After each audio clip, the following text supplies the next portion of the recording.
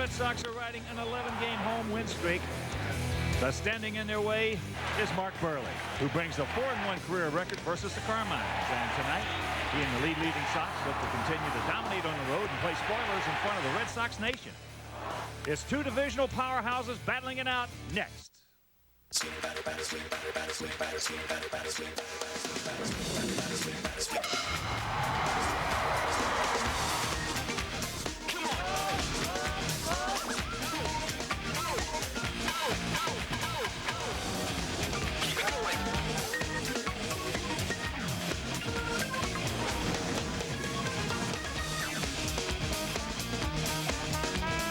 Coming to you from Fenway Park, where tonight Comcast Sports Net presents White Sox baseball. Paul Konerko, A.J. Pierzynski, Aaron Rowan and the Sox as they get set to butt heads with Manny Ramirez, David Ortiz, Johnny Damon, and the first place Boston Red Sox. Hi, everybody, and welcome. With DJ Darren Jackson, I'm Ken Harrell. Since we get set to bring you the first of this three-game set, as you know, the Sox come rolling out of Yankee Stadium in the Bronx, winning the last two of that series by scores of 2-1. They lost the opener 3-2. So the Sox now come in there 35 games over. That's a new high water mark for them for the season. They are 74-39, still 12 games in front of Cleveland. And tonight, coming off those 2 out of 3 against the Yankees, running pretty good left-hander out there on the bump. Yeah, it's a nice way to start this series out with Mark Buehrle out there. Mark has really thrown the ball well here at Fenway Park, 3-0 in his lifetime. So he's looking to go ahead and continue that long-time success. He's got to go ahead and avoid the top 4 in this order. If he can get these guys and keep them off of base, it's not an easy task to do, but he's going to give him his best chance of success tonight. He's going against a veteran, David Wells. Now, of course, we're very familiar with David as he's pitched for the White Sox in the past. And the one good key we have going against David tonight, he has not beat the White Sox since 1998. So hopefully that'll be in his head a little bit, and he'll have some problems. He will not walk guys. Our guys have to be ready to hit from pitch 1. All right, sit back, relax, and strap it down. Game 1 of this three-game set in White Sox baseball coming your way.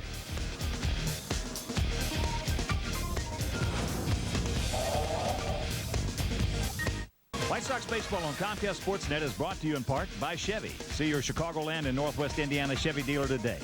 Aflac, ask about it at work. Pontiac, 10 models, each one designed for action. Giordano, stuffing our famous pizza for 30 great years. Hyundai, driven by a commitment to quality that lets them offer America's best warranty.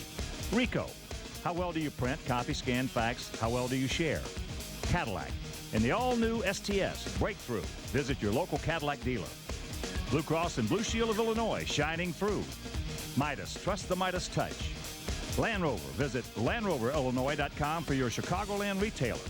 And by Southwest Airlines, nonstop service to over 59 destinations. Southwest Airlines, a symbol of freedom. Welcome back to Fenway Park as we get set to be hosted by the AL East division leading Boston Red Sox. As the Sox just left New York, taking on those Yankees and taking 2 out of 3, and mainly because of some of the tremendous defensive play that took place in that series. And it started with Aaron Rowan setting the tone. Aaron was all over the place, looked like he was the superhero Flash. And Scott Pasednik also out there picking up his pitchers, getting it done. And here's a little thought from Mark Buehrle on that defensive play in this series against the Yankees. Our Geico quote: "That was the best defensive show we put on in the 3-game series all year long. Every ball they put in play that looked like it was going to be a hit, we got to it. It seemed we had 5 or 6 unbelievable plays every game, and that is the truth. It was done consistently through that 3-game series, and hopefully nothing will change here. Pitching and defense is what's getting it done for us." Red Sox have taken the field, so let's go ahead right now and check out the Southwest lineup that Ozzie Guillen presents tonight. Scott Pasednik can get it going, and then Tadahito Iguchi, Carl Everett as the designated hitter, Paul Konerko, Aaron Rowan, and Jermaine Dye, Pierzynski, Creedy, and Juan Uribe. Southpaw David Wells on the hill. This year, the White Sox are 20-10 against left-handers. David Wells is 9-5, a .445 earned run average, and opponents have hit .286 against the lefty. And the Rico defensive setup for these Red Sox is going to be Ramirez, Damon, and Kapler. Recently joining the Red Sox once again. Miller, Renteria, Graffinino, and Millar, the infielders. Veritek, he does the catching. And game conditions, there has been threat of rain right now. It's 77 with humidity high. Winds 10 to 15, and you see the forecast. Rain is possible. There had been a threat that it might hit before this game started, so it's in the area. Umpires are Terry Kraft, Ted Barrett, Rob Drake, and Rick Reed. David Wells, last 5 starts have been quality starts for David. Matter of fact, he's 7-1 in his last 8 decisions, with 3 straight starts without allowing a walk. So he is on top of his game at this particular time. But again, when you just don't fare well against a team and you've got a bad streak going, you know it. And hopefully the Sox will be able to take advantage of that situation. The toss down by Veritek, which means it's time to pass it on over to Ken the Hawk Harrelson with the play-by-play. All right, DJ, thank you. And once again, good evening, everyone, and welcome to White Sox baseball right here on Comcast Sports Net. So happy you could join us for the first of this 3-game set. And before we show you our picks to click, you at home select yours. Scott Posednik will lead it off. Scotty at 280, no homers. He's driven in 19. Sox come in hitting at 261 as a club with a 3.56 ERA.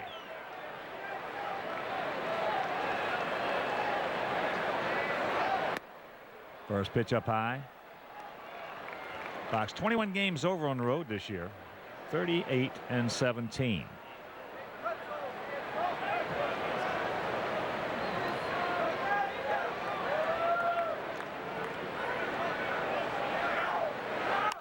That's foul back, and that evens the count at 1. This is the 5th meeting of the year between these two clubs. In the first 4, they split them. Sox, as we mentioned, 35 games over at 74 and 39.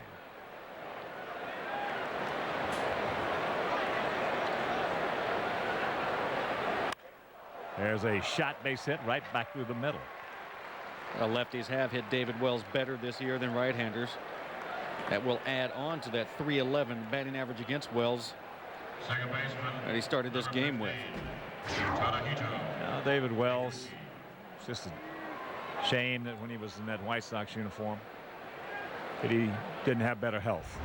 Well, you know, the amazing thing about that is the only losing season David Wells has had since '97. He was 5-7 with the White Sox. Everything else, he had victories in double figures in a winning year. He's been a terrific competitor.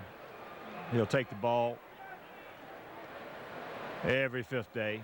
You don't win 221 games against 141 losses, 80 over by accident.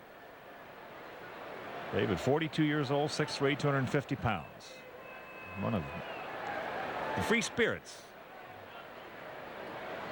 in Major League Baseball. You know, I actually enjoy the way David Wells is. Of course, he does say things that might lead to trouble. But the personality he has is, I think, good for the business.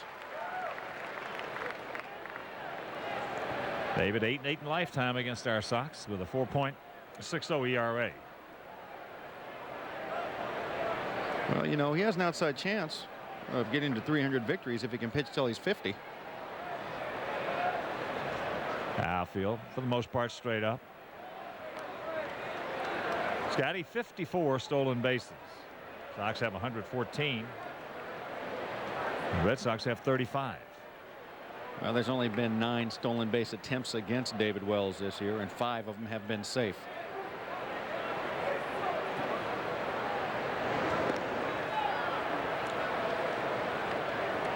Here at Fenway Park, 310 down the left field line, 379 in left center, 420 in deep right center, 380 in right field, and 302 down the right field line. This will be the 200th consecutive sellout. A little slide step. And the count 0-2 to Iguchi. Veritek has thrown out 13 base stealers this year and 58 attempts.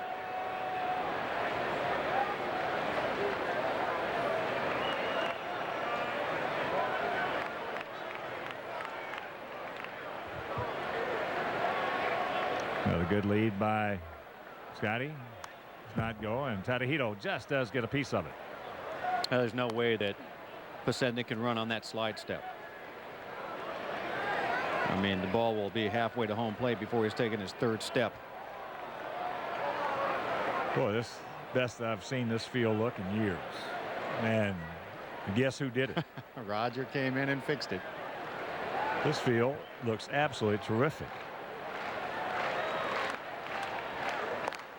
You know, I think to everybody but maybe the shortstop for the Red Sox, it looks terrific as he's committed 22 errors. Renteria, a Gold Glove shortstop, has come in here and had some problems with this field.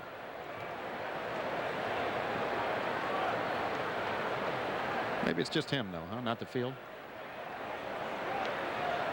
Another good lead.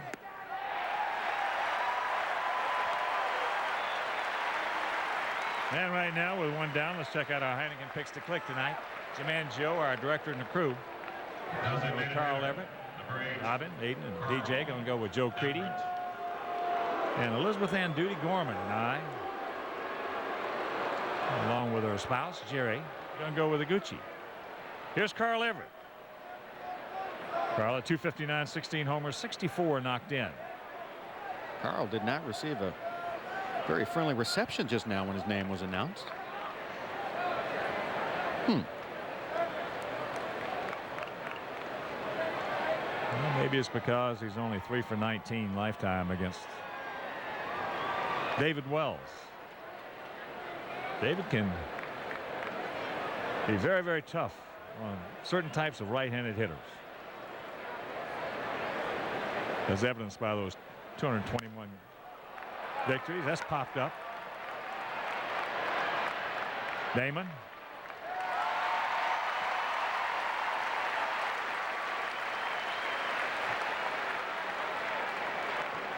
Two out. First baseman, number 14, Paul. 200 consecutive sellouts. They've only got 256 more to go to break Cleveland's record. Yeah, that's just right around the corner.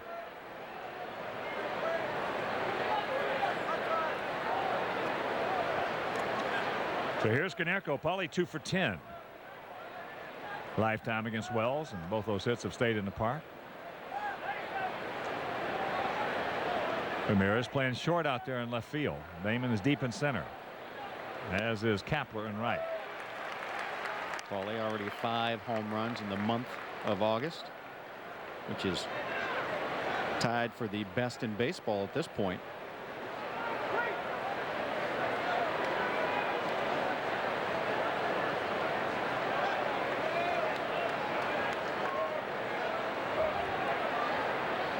Scotty, another good lead. And there's a ball hit into left field. It is missed by Ramirez, who was playing shallow. He got there. He just couldn't hold on to it. Well, that's just a tremendous place for Manny Ramirez to play in this ballpark. You and I have talked about it before, that it's a safe bet if you play further up in this place and take those little line drive hits away, and he gave it a good effort. He just couldn't stay down and make the grab. Just didn't reach down far enough. But that's supposed to be a hit. No matter how you slice it, Konerko had to be going, are you kidding me? But Ramirez plays this ballpark right. And you've said it, Hawk. You've seen other left fielders here that you said, I think you said Yastrzemski used to do that. Well, where Ramirez is playing right now, Yaz was in another 5 or 6 steps. So that is a base hit for our Paulie.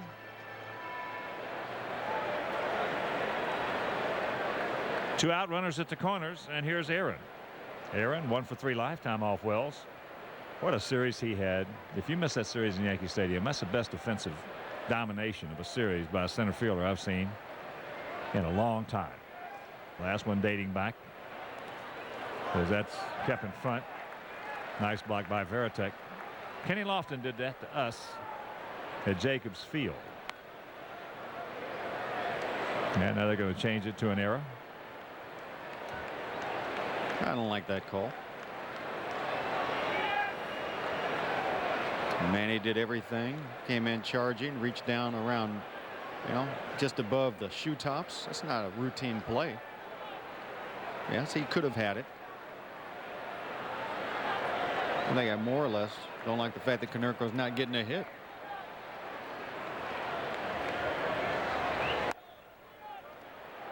And the count 2-0. Yeah, but I'll guarantee you there are probably 25 Yankee players and 6 counting the manager, maybe 7 manager and coaches that are going to vote for Aaron Rowan for Gold Glove out there. There's the strike, and the count 2-1.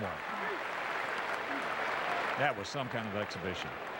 There's no way they could have seen anybody have a better defensive series all year long than Rowan, because you never see a series like that. You just mentioned it. Last time you saw something like that was Kenny Lofton back when he was with Cleveland. That's a while back.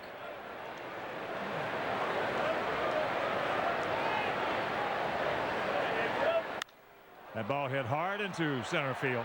Damon going back. He can't get there. So here comes Paulie. He's being waved around. As Aaron on his way to third, he'll get there. And the Sox lead it 2-0 on the triple by Aaron Rowan. Aaron Rowan continues his torrid hitting against the Red Sox in his career. He came in a .397 hitter lifetime against Boston. First at bat, big time delivery. Right fielder, number 23. Short and sweet on the fastball down and in. Damon did not have a good read of that right off of the bat. He took off a little slow, and you see it cost him just out of his reach.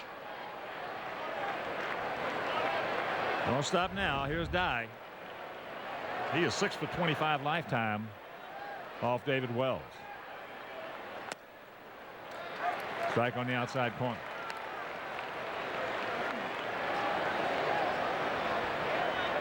Second triple for Aaron.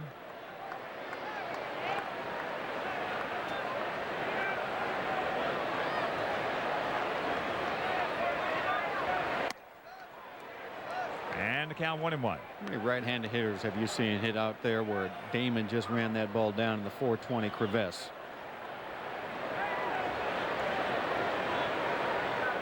Over the years? Yeah, a lot over that sign at 420 foot. Right-handers? No, not a lot. Oh, I thought you meant. No, I mean over. Oh, over it. Yeah, in the seats. Maybe. Well, Rice. You see that scoreboard out there, Bank of America in center field? Oh, yeah. See where it says Wells? Yes. And slider underneath? Oh, yes. So Rice hit one all the way out of this ballpark if the scoreboard was not there, it would have been over that Wells name. Oh, Steve Busby. There it is. Well, that's got to be 600 feet dang there. Well, Tom Yawkey owned the ball club at the time, and I talked to him about it. He said, Hawk, that's the longest home run I've ever seen hit in this park. And he saw every game played here. Pulls a string on him and a full count to Die. All right, I can't say 600. It doesn't matter if I've seen Jimmy swing the bat. And I've seen him hit a golf ball. If it was on the line going over that, or if it was coming down from high. No, it wasn't coming down. Okay. If anything, it just leveled out.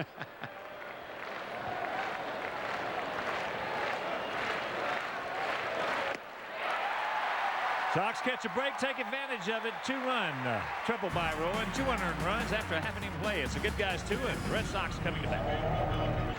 And let's go ahead and take a quick look at the skipper. Terry Francona's batting order tonight. It's going to be started off by Johnny Damon, Edgar Renteria, David Ortiz. And you get to Ramirez, Veritek, and Millar. Tony G, Bill Miller, and Dave Kaplan.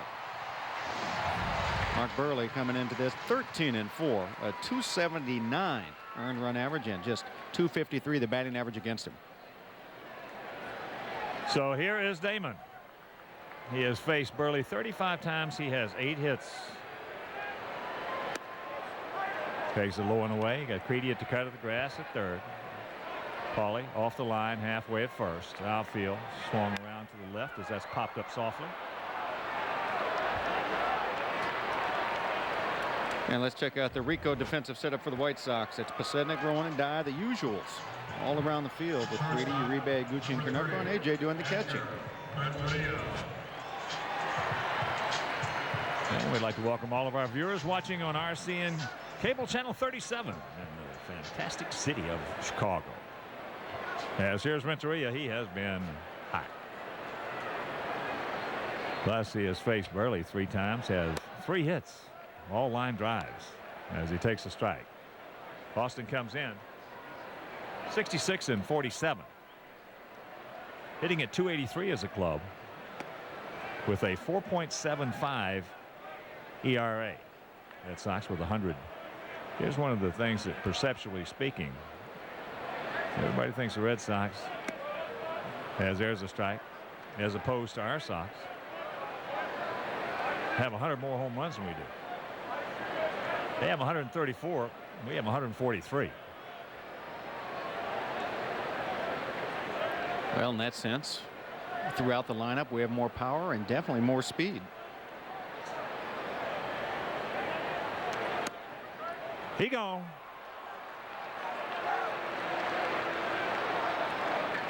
Plus our ERA is a run and a quarter less than theirs. Right there. The White Sox have scored 100 runs less than Boston. Well, they have, overall, they have a better offense than we do. If you're talking about all the way up and down, they can, and mainly because of these two guys right here, David Ortiz and Manny Ramirez. Ortiz hitting at .291, 26 homers, 93 driven in. He and Manny, as we talked in that series back home, to me, I've been around a long time. This is one of the best 1-2 punches I have ever seen. There's a strike. You know, and I started thinking about that when we were in New York, the 1-2 punch of Sheffield and Alex Rodriguez, and I still, no question, would fear these two more. Pretty darn good when you have Sheffield and Alex Rodriguez back to back, and then Hideki Matsui behind them. But these two, they've proven the last couple of years to be as clutch as anybody. Well, I like the Yankees 1-2-3 punch better. But the 1-2, no. These guys right here. The 1-2. And you saw Hideki playing way out there short right field. 1-2-3 inning for Buehrle. He leads at 2-0. Just a reminder that we are interactive, brought to you by Coors Light, so that if you want to email us here in the booth, here's our email address. It's hawkandDJ@ComcastSportsNet.com. First pitch to A.J. is hit hard, base hit. Well, that's nice to see. Pierzynski just taking a fastball away in the hole. Now 3 for 14 lifetime against Wells. Number 24, Joe Creedy. And that'll bring up Creedy. Joe, the 246, 16 homers, 48 driven in. Now he has faced Wells 6 times and he has 4 hits. And U.S. Cellular is the presenting sponsor of the 2005 White Sox. At U.S. Cellular, buy one Motorola 265 camera phone for $29.95. Get a second one free after mail-in rebates. U.S. Cellular and the White Sox, a perfect call all season long.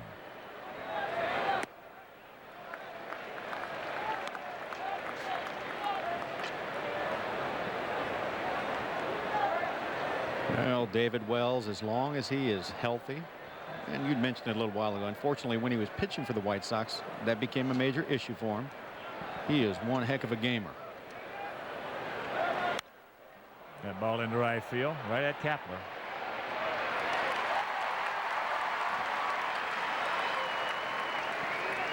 And let's take a look real quick at how things have been going lately for the White Sox offensively. The last 9 games, just a .212 team batting average compared to the previous 4 games. They had been lighting it up. But you see, there's not a major difference. Not a major difference in the run scored, even though a few more games, more home runs. The big thing has been the team still has been successful. They've been winning. They didn't need a lot of offense in New York, just enough. Well, when you go in there and you hold the Yankees in three games to 5 runs, you're doing some chunking.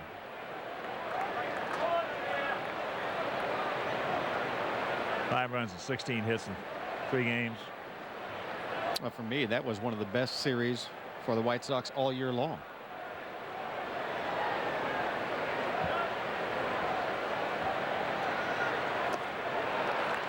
Way out in front. That when David was with us, 2001. I remember a trip we came back off of. And he and I lived right beside each other. And he had his SUV there and he said, Hawk, could you do me a favor and drive me home? He couldn't even get behind the wheel of the car. He had to get in the passenger seat, put the seat down, as that's hit him on the fist right there, popped up. 2 out, and that'll bring up Poseidon. So he put the seat as far back as we could down. Then he put his Number 22. He put his left leg up on the dashboard over towards me. And he had to ride that way all the way from midway to our place. That bad back. That back of his, I mean, and it just seemed like every time that his heart beat, his back hurt. One of those aching type pains. As Scotty singled and scored last inning. Takes a strike. And we are interactive. If you want to email us, jump on, email HawkandDJ at ComcastSportsNet.com. That's HawkandDJ at ComcastSportsNet.com.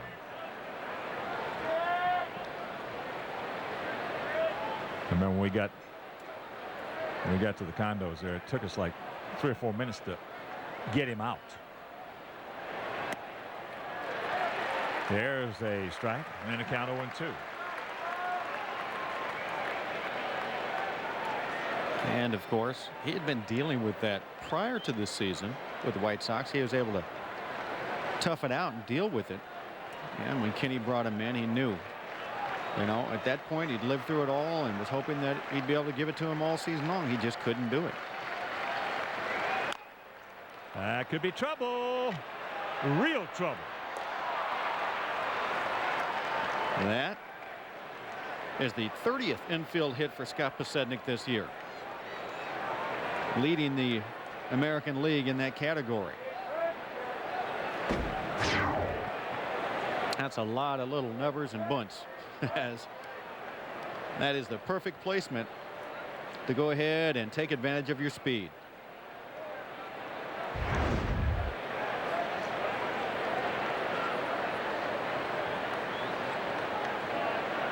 Second baseman, number 15, Tadahito. So here's Tadahito. He struck out last inning.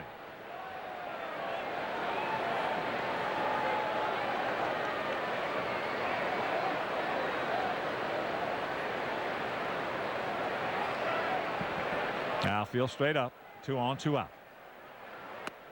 Takes it up, takes a strike. Here's an email from Ricky, Vicky, and Eric Stump from Darien. Says, guys, my family planned our vacation this summer with the White Sox in mind. We're here in Boston. We'll be cheering on our White Sox in right field. I hope our Buehrle and Ruin road jerseys will help the boys feel just a bit more welcome in these hostile environs. We also have something up our sleeve to keep the natives from getting restless with our presence, because we have T-shirts underneath that say Yankees suck. That's in hopes that the locals will follow the old adage, the enemy of my enemy is my friend. Oh, you know, obviously when you go ahead and go on the road into environments like this, New York, and you wear your favorite White Sox gear, you know you're taking your chance for the criticism. You're going to get it. You're obviously very tough. The 0-2. Watch out, they turned right into that one. That's what you call hitting yourself right there. That'll load them up. So David Wells gives up the single to Brzezinski, gets 2 little pop outs, and then a swinging bunt hit a batter, and he's in a big jam. Designated hitter, number 8, Carl Everett. 4. Wow. That's what he gets for having a cutter. So here's Carl. Carl popped up to Damon in center. We have got some guys banged up, hit by pitches, blown groins, you name it, everything. Guys are banged up and they're going out there and having to deal with it. First pitch strike. That's the one thing that I think people have to be constantly reminded of. Baseball players, 30 games in spring training, 162 during the season, and in the playoffs. That's a lot of beating they take. Double him up with a hook and a count 0-2.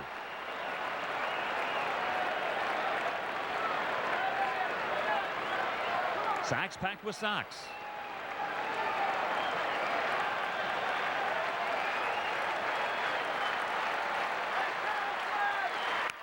And there's a little flare base hit. Yes. Here comes Pierzynski. Here comes Scotty, and it is 4-0 good guys.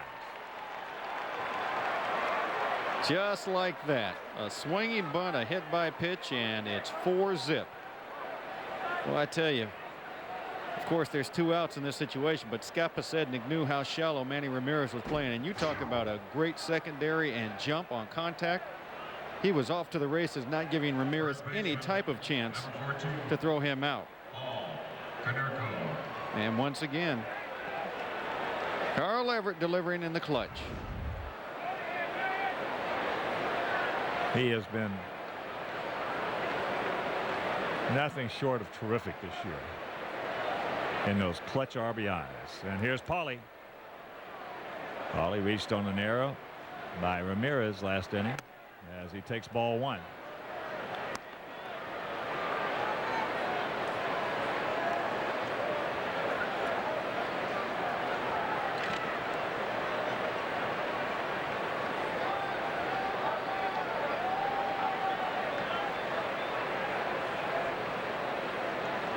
Higuchi at second, Everett at first. Takes it right there. And the count 1-1. There's another email from Ken Hansen. Says, as a lifelong Sox fan, I am not only thrilled with this team's success so far this year, but more so with the guys on this team and the way they are getting it done. These guys hustle their butts off, pick each other up, find all kinds of ways to win, whether at the ballpark or on TV. I can often point to the field and honestly tell my kids, now that's how you play the game of baseball. Bring on Oakland, Boston, New York, St. Louis, whoever. I like our chances in the postseason. Given our situation right now, we don't have to win every game, just our last game. See you at the ballpark, guys. Go Sox, Ken Hansen.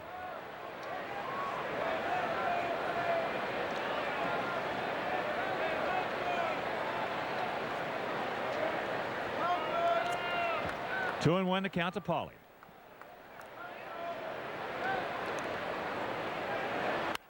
Ball hit hard. Nice play by Miller. Stayed right with that bad hop. But the clutch 2-out single by Everett after an inning and a half, 4-0. Complete sports coverage every night on Jim Beam Sports Night. Coming up tonight after Sox post-game live. Highlights from Tiger Woods at the PGA. McNabb fires back at T.O. So join Gail Fisher and Josh Moore for Jim Beam Sports Night tonight after Sox post-game live only on Comcast Sports Net.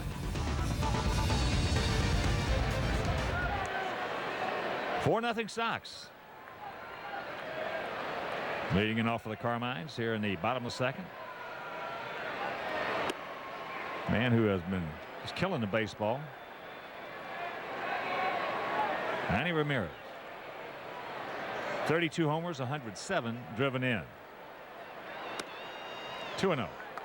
And if you think you can just work him away, that's a good spot, but he does lead the league in opposite field home runs. He has 10 of his 32 going to right field. And he has hit Mark well. There's a strike. 15 at bats, 7 hits, 4 of which stayed in the park. Like I said, he's swinging a hot bat. 8 hits in his last 4 games. 4 of them were for extra bases.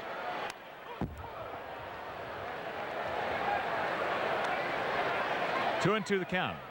You can get in-game alerts, scores, breaking news, and more on your mobile phone for just $3.99 a month. Text the words White Sox to 65246 or MLBGO, and charges will appear on your mobile phone bill.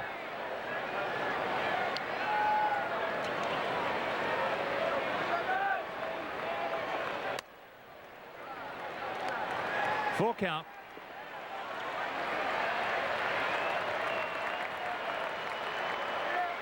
One of the smartest pitchers in all of baseball pitching to one of the smartest hitters in all of baseball.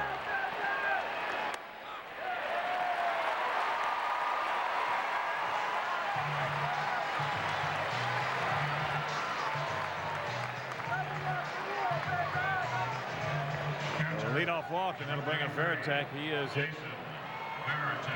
fairly well also. 7 for 16 with a homer.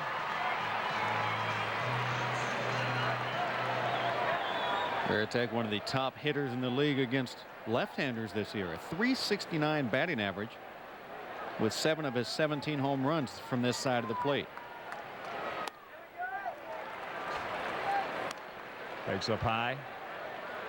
And as you see, he's swinging a hot bat in the last 15 games.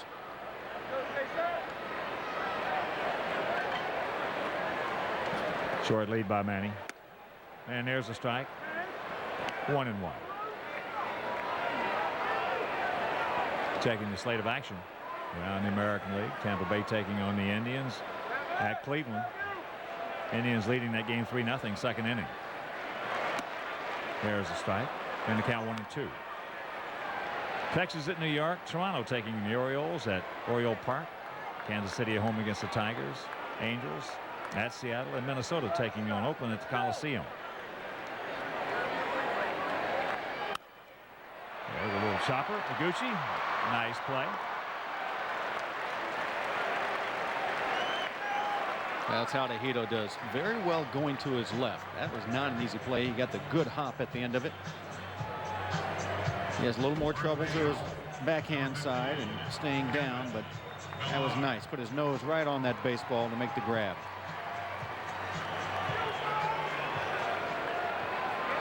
So one out to the first baseman, Kevin Millar. Over in the National League this afternoon, Cubs beat the Cardinals 4-1. Other action, Arizona at Atlanta, San Francisco at Florida, Milwaukee at home against Cincinnati. Pittsburgh taking on the Astros down at Minute Maid, Washington at Colorado, San Diego at home against Philadelphia, and the Dodgers taking on the Mets out on the West Coast. Millar swinging the bat fairly well lately, 8 for his last 17. Prior to that, he'd really been struggling for that little hot streak.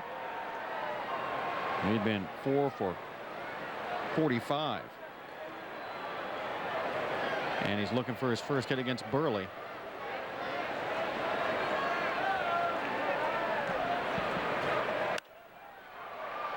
That's poked out in the right field. Die. 2 down. And here's another email from Jennifer Ramirez from Chicago. Says, my friend Mary Lou was telling me about something they did in the olden days. She said if a pitcher pitched a complete game with a pitch count of less than 100, the manager bought the pitcher a suit. Is this true? Does it still go on? And who was the last Sox pitcher, if ever, that pitched a complete game with a pitch count of less than 100? Thanks, and go Sox. Mary Lou, it did used to go on. I haven't heard of it in a long time. With the average salary being about $3.5 million. As there's a strike to Tony G. Tony G is making himself a nice impact over here, getting some big base hits for him, and they're glad they got him. It's off the plate, but yes, I'll tell you who was a big opponent of this was Alvin Dark, who was a manager. Any pitcher that had under 100 pitches that went the distance, yeah, he'd buy him a suit, but his big thing was ground balls. As there's a chopper. Joe up with it, and that'll do it. The leadoff walk. He pitches over it. We'll go to the third.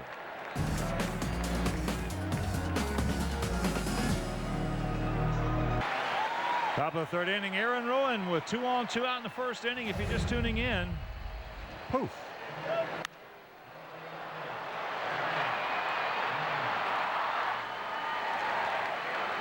So Aaron picked up his second 3-bagger, knocking in RBIs number 49 and 50.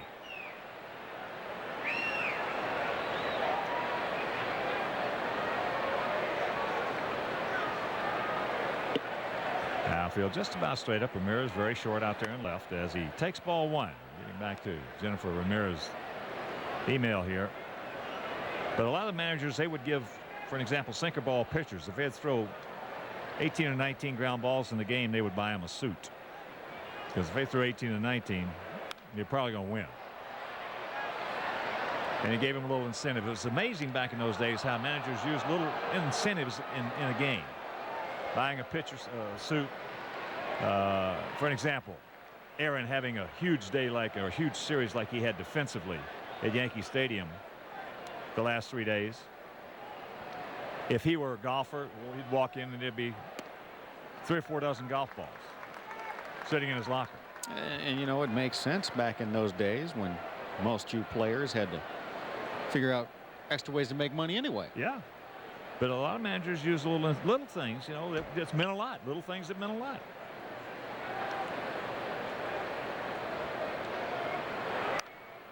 As that's fouled, and Millar can't quite get there. Good try by Kevin. You know, that's something I told you about in Japan. They did that also. The incentive program for the pitcher that has the outstanding game. They had money after every game that you had the possibility of winning extra money, or for the guy that came up with the big hit, or you could share it. It's called fight money.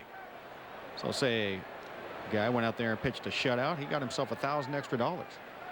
Yeah, they did that in winter ball down in Venezuela when I played there for 3 years. As that's foul. Watch out. Also, if you hit a home run, there'd be somebody to greet you at home plate with gifts, give you flowers or a little stuffed animal. You'd have presents in your locker after the game, and I thought it was crazy. You're paid to do this stuff, but they wanted to give you the extra reward. Just off the corner. Wells, a little shrug of the shoulders. Well, Terry Kraft has given the inside corner to David Wells in this at bat, so he can't go off the outside corner and give him that too. 2-2 pitch.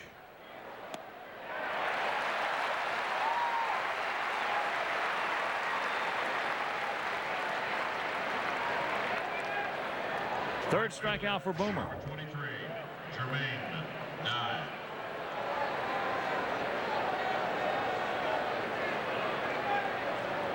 Little slider right there from Wells, and here's Dye. He struck out his first at bat. That was to end the first inning.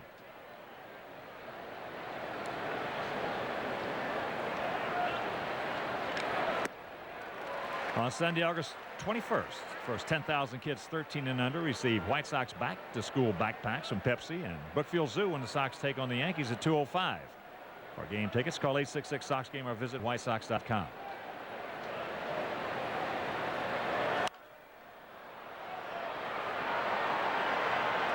Jermaine teasing the pesky pole. Someone I think you saw here today, wasn't it? Yeah, the woodpecker. There's the pesky pole. John, legend here, and Red Sox lore. And our condolences go out to he and his family on the loss of Ruth, Johnny's wife. Wonderful, wonderful woman. There's woodpecker. Ruth was just a wonderful, wonderful person. I didn't find out about it till yesterday.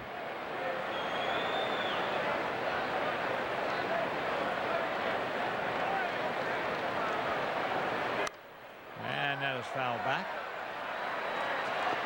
Well, they have, as that's back in the seats out of reach, they have a very nice on their media guide tribute to former players like Johnny Pesky. I'll read it to you. It says, this championship isn't just about these 25 guys. This is for every fan who has ever been to Fenway Park.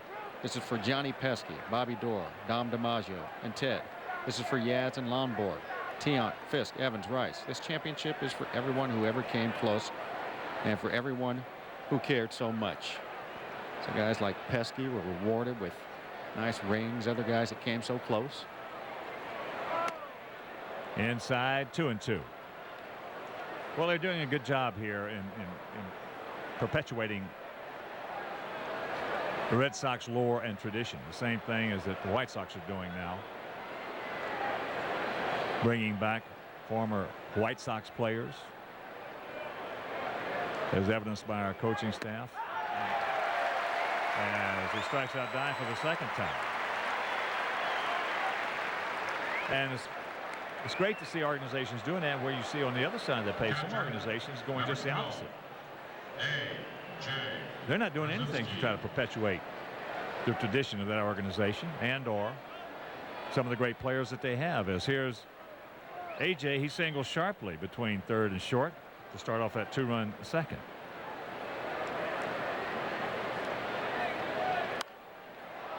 Yeah, it's a shame to me that some of the original organizations, the longtime organizations, aren't doing that, keeping the former stars that are available to them, on staff or available.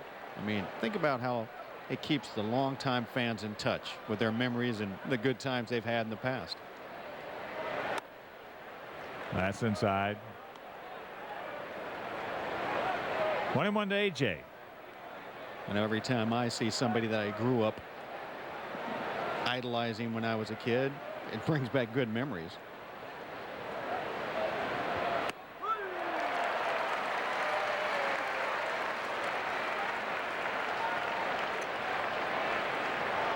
One and two the count. Had a couple of catchers in this game, and AJ and Veritek, each with 17 homers, most by any two catchers in the game this year. Watch out. Yeah, the captain of the Red Sox.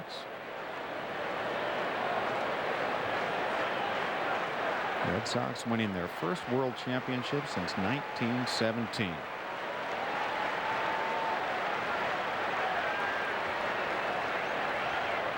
Excuse me, 1918. And there's a chopper. Millar's got it.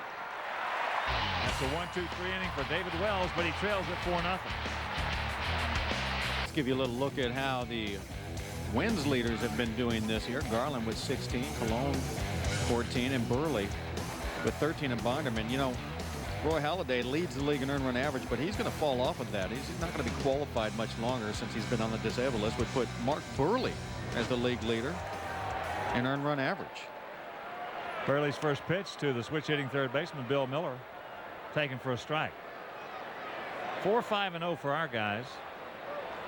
No runs, no hits, and one error for their guys. And that's just foul. Thank you very much.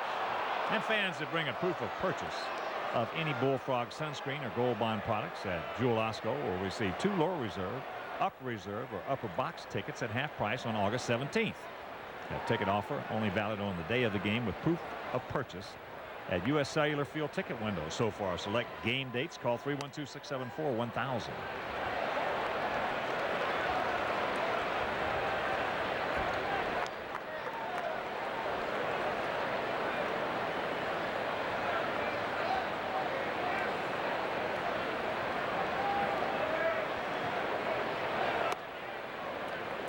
Miller has faced Buehrle 21 times, has 6 hits. It's going to be interesting to see who can win the Cy Young this year. If we have Buehrle and Garland continue on basically what they've been doing and don't really veer from their consistency, it's going to be an interesting battle. Garland's going to win more games probably than Buehrle. Than Buehrle. And Buehrle, the lower earned run average.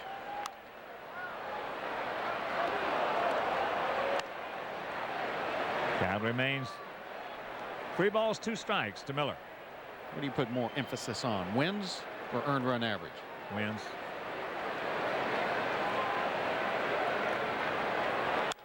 Ball hit hard.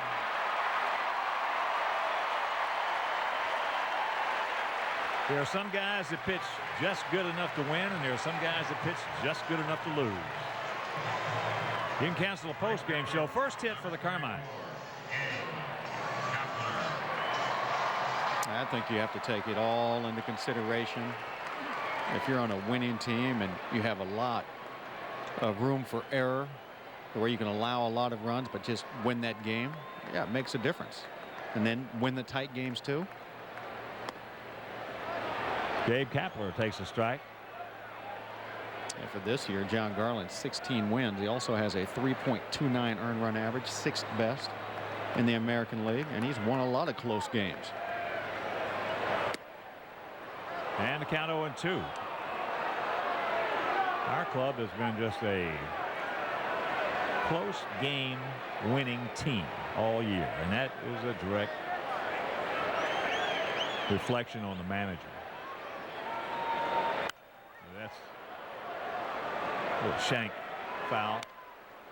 Get some guys, some managers, they're getting close games, and boy, I'll tell you, they just get the pucker factor bad. You get guys managers that love close games, like Ozzie, like a Pinella. And if the manager likes it, then the players like it. And that's a little fister.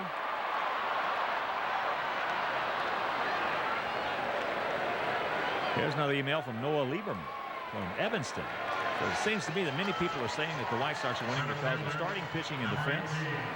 But where do you think the Sox would be without the combined record of 10-0 by Cliff Polite and Neil Kotz? They have been tremendous this year. No question out of that bullpen. You couldn't ask a couple of guys to step up and get it done better than they have. Here's Damon. Popped up softly to Uribe. And it's not the case that for Kotz and for Polite as if they've gone into games, relinquished leads, and then held on to get the wins. No, they've come in and held opponents at bay, not letting them score more, and then we go ahead and get out on top.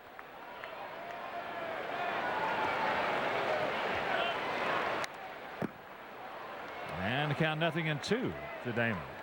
Yeah, it can be misleading on how relievers end up with a lot of wins. They could have helped themselves to those wins, but that is definitely not the case of those two.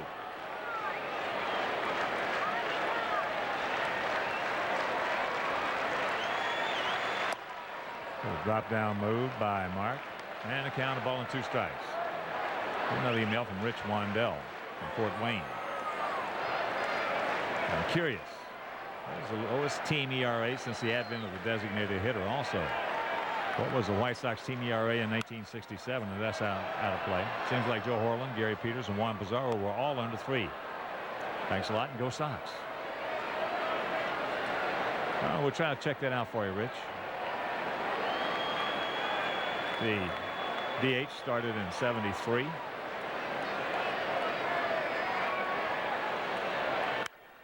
That ball into left field. Right at Scotty.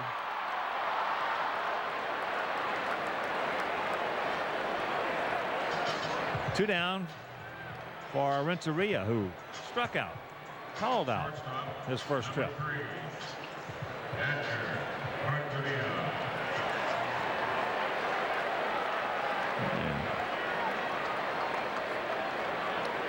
Rich, Dave Ross tells us the 67 team ERA was 2.45. That led the American League. I know I had to hit against that staff. That wasn't a whole bunch of fun. You go in and play the White Sox in 67. I mean, they couldn't score very many runs.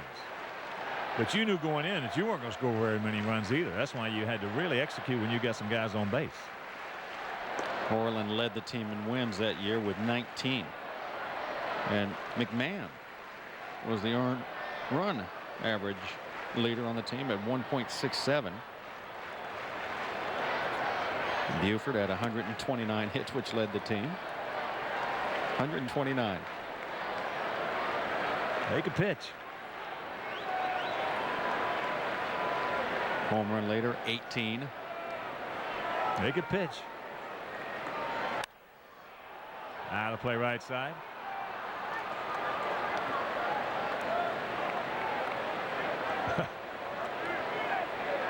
Yes, sir.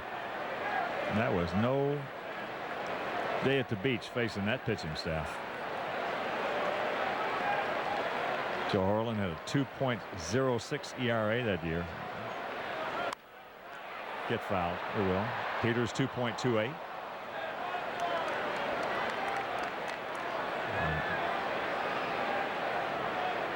Another one thing, those guys had my number.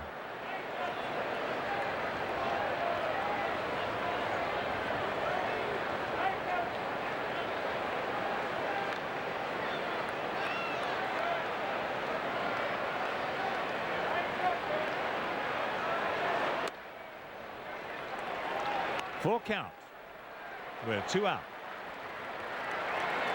I remember when I was young, to me it was always, I love to see home runs, as most fans, and then as I've gotten older, I like to see a well-played game. That ball hit hard.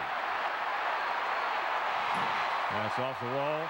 Aaron played to Karen perfectly. Now they're going to have to hold Miller at third on the double by Renteria.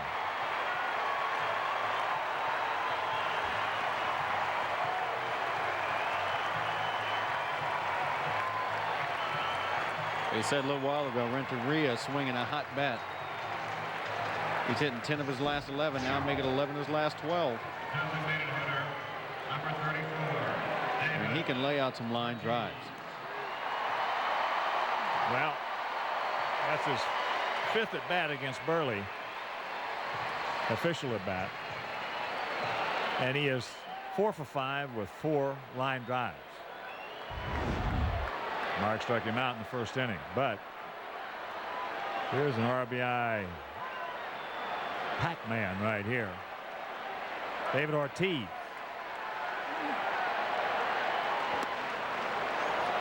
Checks it up, takes a strike.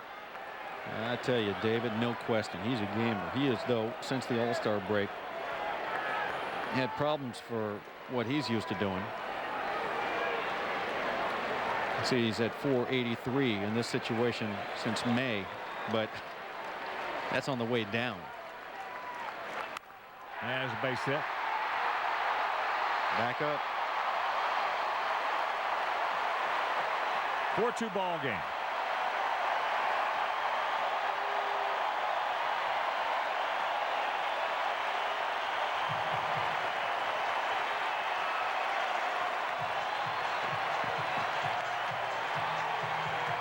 I talked about at the start of this broadcast how Mark's really #1 concern has got to be controlling the top 4 in this batting order. And in this inning, 2 of those top 4 have hurt him, Renteria and Ortiz. And now he's got another one that he's got to contend with.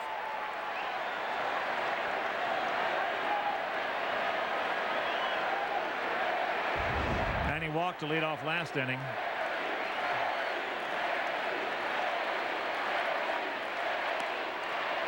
First pitch strike on the outside corner. Something that's very hard to believe if you look at the numbers of Manny, that he only comes in hitting .220 against left-handers this year and 8 of his 32 home runs against lefties.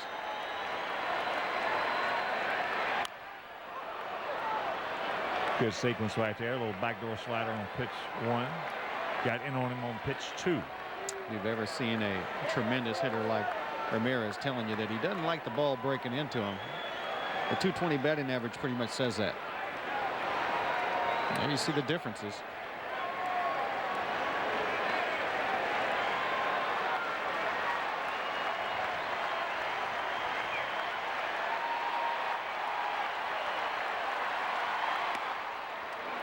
Close. Boy, Manny Ramirez, the kind of hitter you want to get rid of as quick as possible. If this could have been called for him, would have been nice not to have to throw to him 1 extra pitch.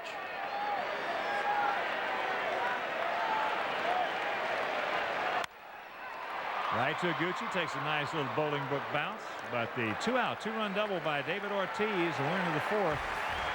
4-2 good guys.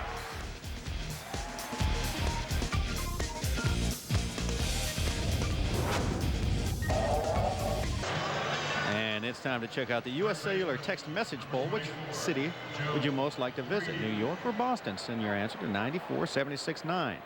So you see the beautiful downtown area of Boston, the Prudential Building, which I think is the tallest building here in Boston, in that part of town. It's nice. Very nice. 4-2 Sox. Joe Creedy. Takes first pitch strike. U.S. Cellular presents Win a Jersey Wednesday.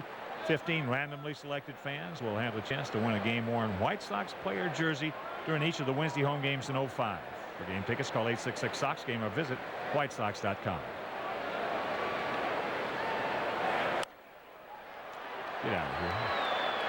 Get out of here. It will. Very dangerous area for a infielder to have to try and go over and make a play. Miller did everything right, as did the White Sox in the dugout, making sure that he didn't get hurt. Or jumped up after the fact. Of course. You don't want to get spiked while he's sliding in there either. It's dangerous. He went down, and then they said, oh, okay, we got you. The 0-2 pitch to Joe. That's into right field, right at Kapler. Now, here's another email. This from Danny D. Says, guys, I'm a 10-year-old White Sox fan. Now, why do the White Sox have black socks and the Red Sox have red socks? 1, Uribe. It is what it is, Danny D. Also, you continue. Do you ever see my great uncle Dolph Camilli play baseball for the Dodgers? Yeah, and I played with Doug Camilli. Doug Camilli, the Bear. As you look at the White Sox with the Black Sox. Well, right under those socks, they have white under White Sox. White under socks. Yeah, that's it. The Sannies. Yeah. There's the breaking ball, and there's the Red Sox with the Red Sox.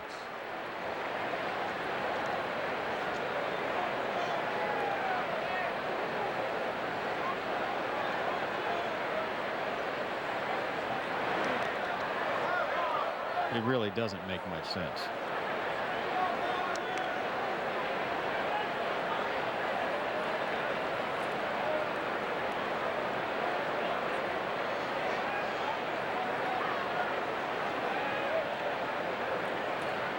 Outfield straight up, spread out. And there's a base hit. That a boy. One.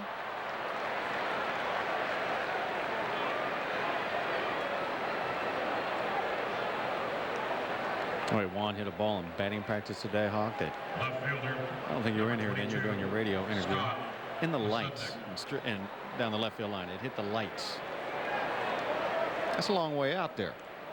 It's Yeah. way up there. Down the line, those lights to the left. There it is. That's a jaunt. Yes, here's Posednik, 2 for 2 with 2 runs scored. A sharp single back through the middle in the first, and a swinging bunt down the third baseline in the second. And here's the email just came in from Kamen Inchev from Elmhurst. These guys I know, Hunter, Edmonds, and Jones, are all great. But with Aaron Rowan's play all season, and especially the last series against the Yankees, would you consider him as the best fielding center fielder? Kamen, no, I wouldn't, but I would put him. He's getting better and better, and you got to put him up there in the short list. That series he had against the Yankees was just fantastic. If you missed it, It's hard to say that Aaron is better than the best center fielders in the game, but you know what? He's the best we've had in a long time. and he's getting better. That's what I like about it. He does all the things right out there, and you take a look back to the nice play off the bat of Richie Sexton at home and then in New York. Man was everywhere. I mean, if it was hit to his right, hit to his left, in front of him, he was there, covering a lot of ground for his pitchers. Man. That's high. The amazing thing is watching Aaron catch all those baseballs in that series. It reminded me of a time when I was in Milwaukee playing center field, and there were balls hit just like that, to the left, to the right, in front of me, and missed every single one of them by like half a step. Just couldn't get there. It's like, is somebody messing with me? How can they just be out of my reach? Got to a point where everybody's booing me. I mean, what am I supposed to do? That ball hit well in the center field. Damon back on the track right in front of the fence. Oh, Little snow cone, hangs on to it. Johnny Damon grimacing, knowing how lucky he was to hold on to that. That ball was hit a long way by Posednik. And he just drifts back with it, and then right off the hill probably. No, right off the snow. Oh, my goodness. He didn't even think he had that ball. It hit right off the edge of his mitt, and he starts looking around for the baseball. Where is it? Oh, it's in my glove. Oh, my. So here's Tadahito. He has struck out and was hit by a pitch.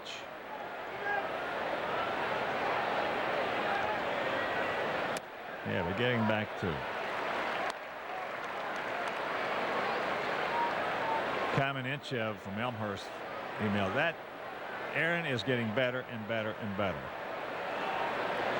And that's always fun to watch a guy who you just see starting to blossom into his potential.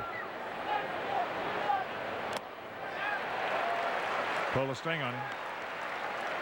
But for me, watching Aaron play this year, I don't think he can get any better. He's at the top of his game. Catches everything he's supposed to, takes great routes. He is right where he needs to be.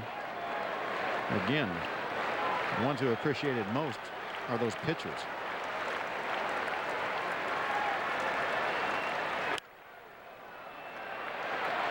As Tony now will go to first base, and that'll retire the side. Nothing across. It was a base hit by Uribe after 3.5. It's 4-2 White Sox.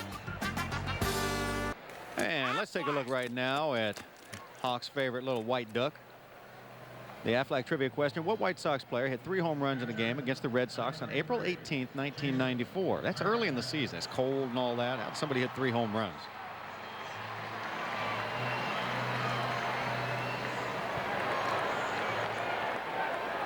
Off the same guy. As here's Veritek. Buehrle's got himself a 2-run lead as first pitch strike.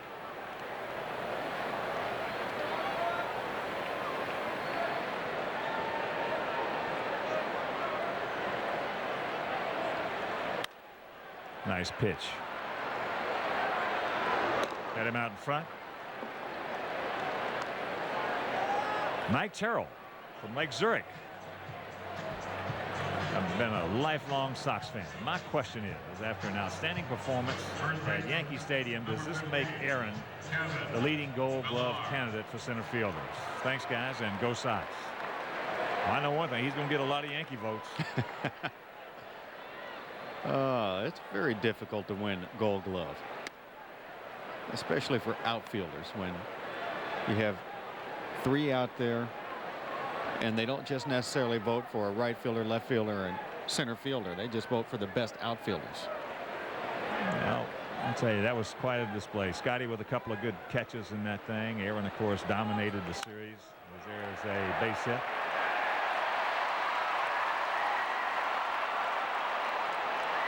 Millar will pull up.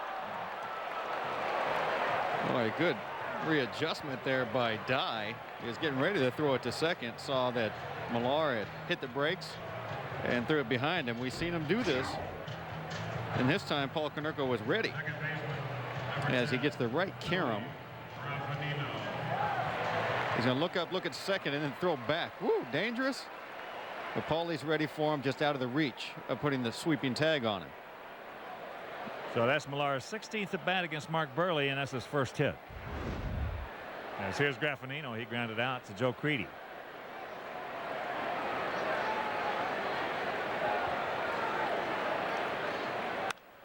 There's a base hit.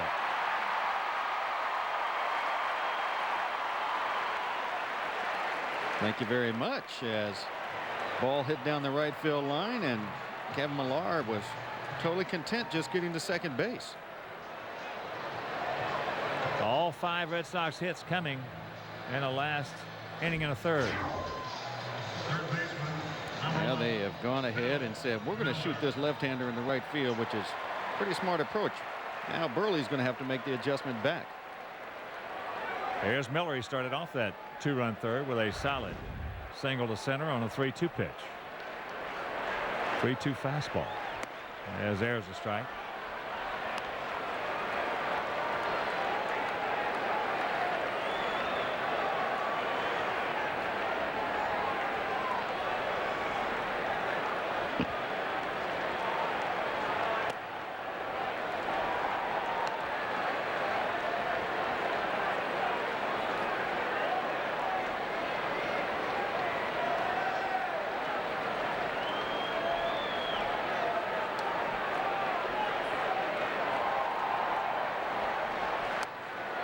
Good pitch, didn't get it. We'll talk about the perfect guy for Mark Buehrle to get the double play on. 17 Miller has grounded into this year. That's towards the top of the American League, and Buehrle, of course, has induced 20 this year. And that pitch popped up. AJ looking all the way for Creedy. Now Creedy.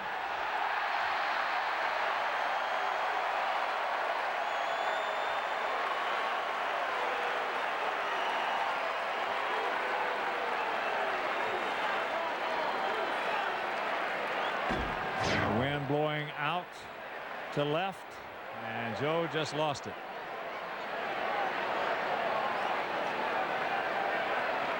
Well, he's not the first infielder to overrun a pop-up like this when there's a little bit of wind blowing around. So 2-2.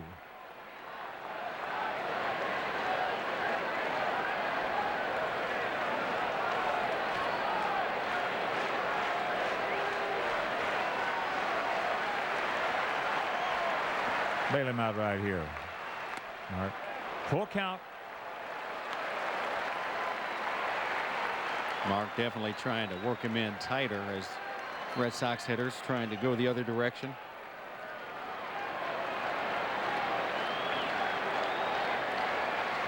Payoff.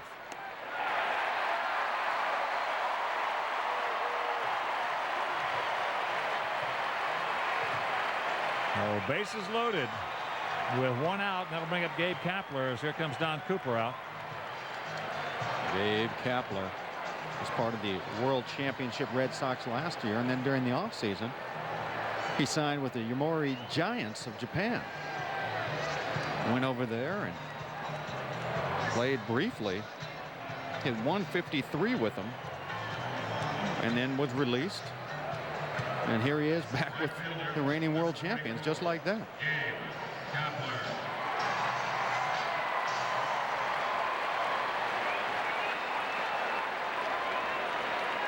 Outfield swings around to the right.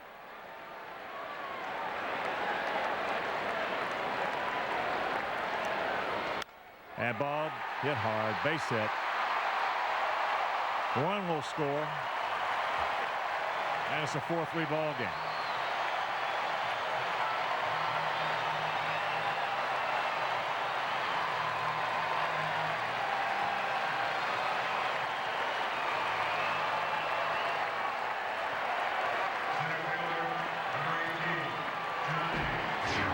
Kapler, in his brief at-bats this year for the Red Sox, has hit lefties really hard. Why he's in there tonight against Buehrle. As here's Damon. Takes ball one. Damon has popped up to short and lined out to Posednik. And you see what he's done in his career with the bases loaded, and he too has owned left-handers this year, even though he's 0 for 2 tonight. And they're going to come to the plate, and they'll get the force for out number 2. As you see, Paul Konerko had in his mind exactly what he needed to do if the ball was not hit in the right position for him to turn 2. It's going to be just to his right, knowing it's going to be very difficult to turn 2 with Damon running and pitcher or second baseman having to try and cover, so he wisely comes to the plate and keeps the Sox with that 1-run lead. This is why it's tough to give clubs like Boston and New York 4 outs in an inning. Renteria at the plate out in front. When you play against good offensive teams, you cannot afford walks and or mistakes. Defensive lapses.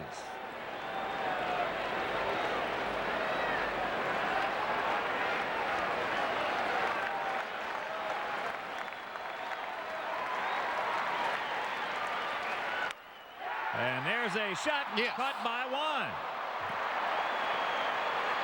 Nice catch by Uribe. They do come up with one. We're into the 5th, leading by 1.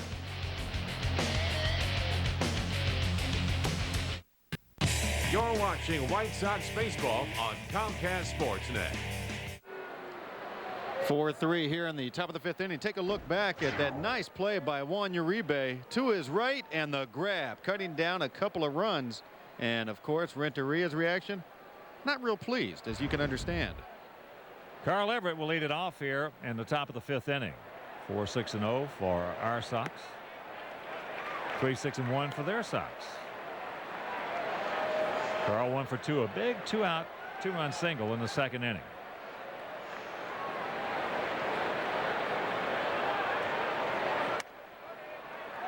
This Motorola Value Monday on August 15th. And the Sox take on the Twins at 7:05. All tickets are half their regular price. For tickets, call 866-SOX-GAME or visit whitesox.com. It's Motorola Value Monday, August 15th. That ball hit hard. Get up. Get up. It will. You can. Put it on the board. Yes. Just a line shot by Carl, his 17th. And the Sox lead at 5-3. Good to have Carl back, as he has accounted for 3 big runs in this ball game. First baseman, number 14, Paul Canerco.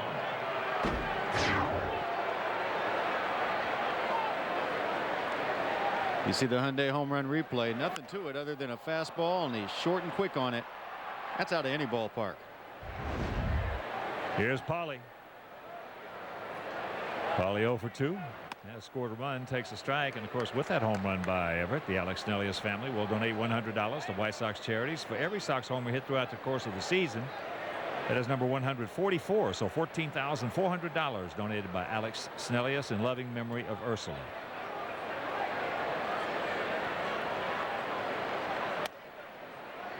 Up high. I tell you, you look around Fenway Park and the facade of it, everything on the outside looks really beautiful. I just wonder about the inner makings of this place, how solid it is, but it looks beautiful.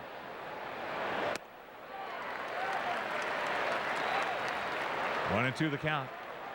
Pull the string on him right there. Nice change. Good motion by David Wells. It's the 15th home run that Boomer's thrown this year.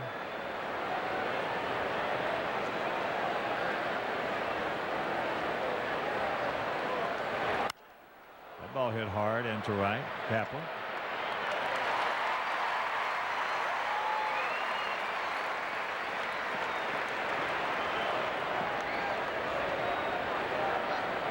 Center fielder, number 33, Aaron Rowan. Right up there where the ball was a gift to a fan. A line shot in the back row. I mean, a line drive. That's one of those ones where if Hawk was out there on the field, he'd have been ready to jump up. That's a little too high. Aaron fouls it off. Aaron, that big 2-out 2-run triple into first. Here's the email. This from Phil Tokers from Plainfield. Says, guys, I have noticed that whenever a pitch hits the dirt, the ball is always replaced. Who makes this call, the catcher or the umpire? Also, is it a ball that is put into play and bounces around the corner, for example? Is that also replaced? Go Sox.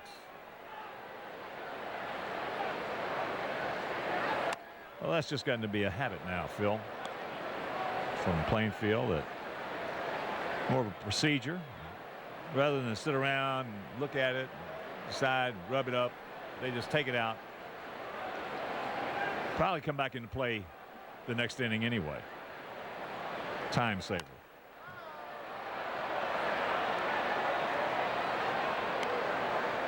John Maybauer from Antioch says, I remember back in the 60s and 70s when players were hit by a pitcher, a trainer would run out and spray a freezing spray on the spot where the player was hit. Why don't they use it anymore?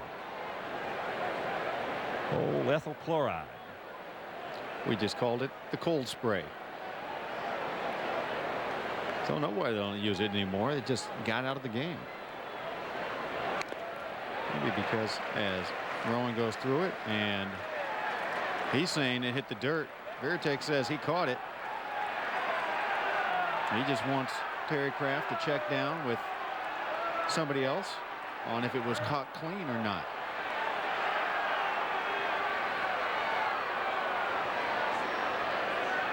Rick Reed down at third base is walking in. Well, this is where you should ask for some help. As you see, the ball did hit. No question. I mean, you should ask for some help. Well, they need to get this right. There's no way that if Ted Barrett says it didn't bounce, that's bad. I mean, that was so blatantly obvious that it hit the dirt. All 3 of those umpires out on the base pad need to come in if they saw it and say, yes, I did see it. That's just terrible. I mean, that landed a foot easy in front of Veritek's glove. Right fielder, number 23, Jermaine Nye. That's not good. Here's Dye. He struck out twice. That's not good.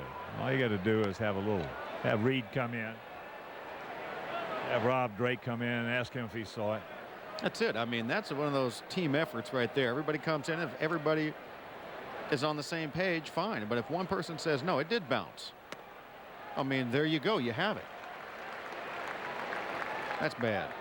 1-1, the count. I know if I was hitting and I knew it hit the dirt, I might have had a hard time walking away as calmly as Aaron just did. He showed a lot of restraint. Pulls the string, misses up high.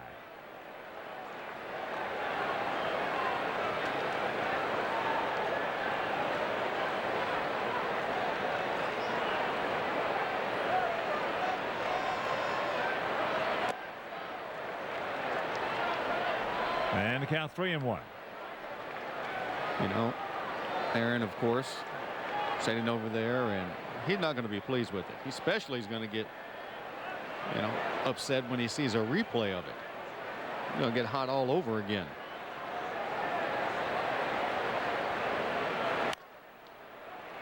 Miller on the short hop.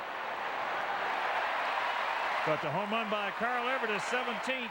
We're halfway home, leading by 2.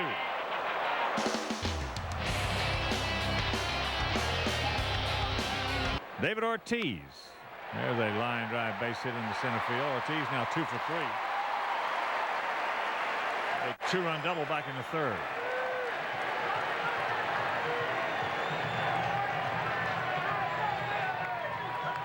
Ortiz doesn't care. Just throw the baseball his direction. He's ready to hit it. Righty, lefty, ambidextrous. Well, here's Ramirez. He has walked and he is grounded to second.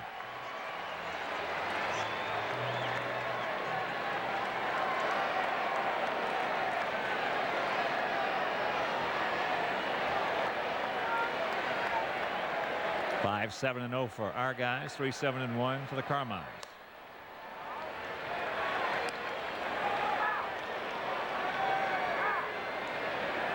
To the American League home run leaders. Ramirez, second in the AL. He does lead the league in slugging percentage.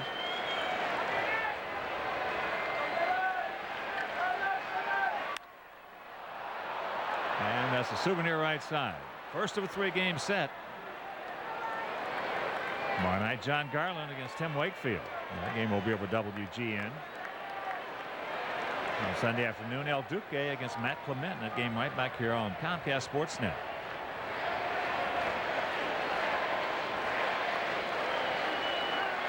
And then Monday, Tuesday and Wednesday against Minnesota. And Friday, Saturday, and Sunday against the Yankees in that brief 6-game homestand.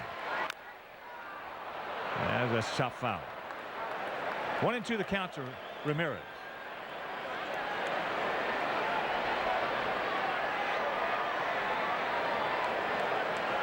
Well, these Boston Red Sox, reigning American League champions. It's been a long, long time, but I was thinking the other day about the fact that Babe Ruth in his career with the Yankees won 4 world championships. I don't know if a lot of people realize he had 3 world championships with the Red Sox. He gone.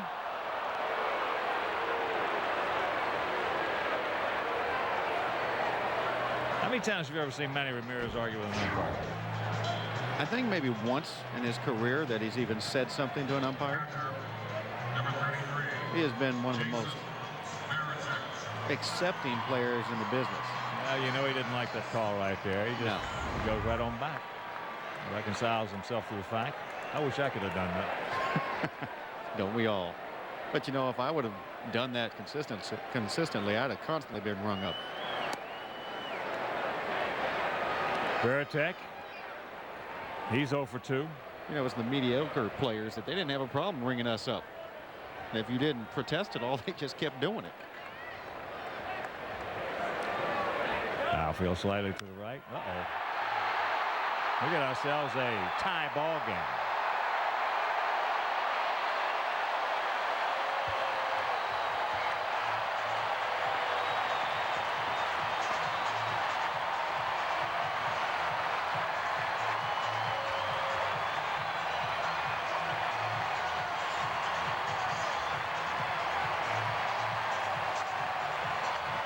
Not a whole lot you can say about that. He just got a sweet one right there. And Varitek, who came in, the number 3 hitter in the American League against left-handers, just does what he's been doing. Keeps on lighting them up.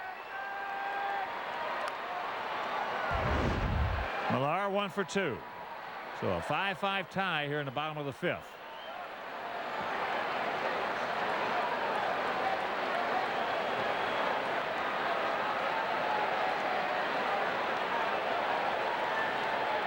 That's where Mark's got to just suck it up right here. Forget about it. Back to square one.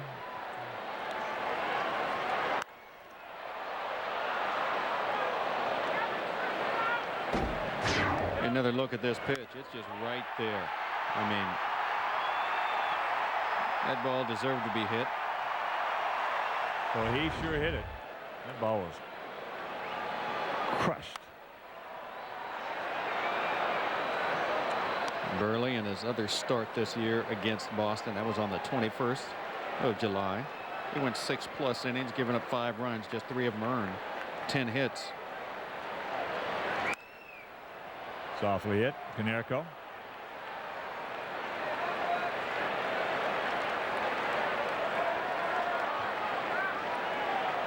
So 2 down to Graffinino. Second baseman. Tony is grounded to third and single to right. Graffinino. And we are interactive if you want to email us. Email Hawk and DJ at ComcastSportsNet.com.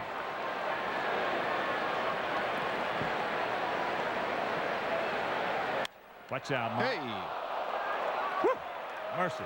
2-run homer by Varitek, and we'll go to the 6th. 5-5.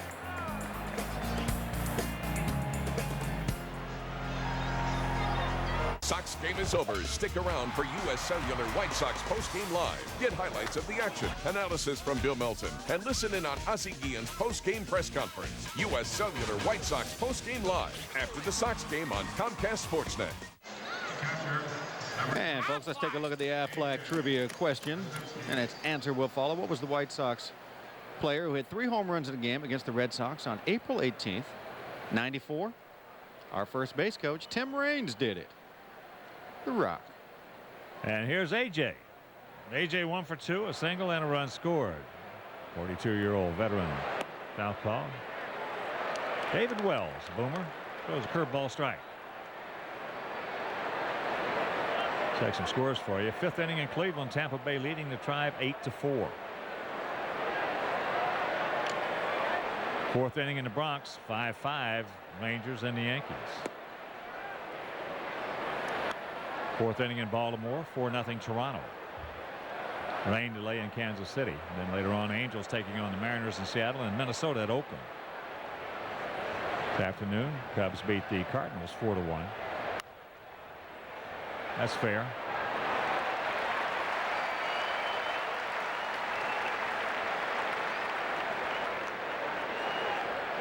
Third inning in Atlanta, 5-0 D-backs.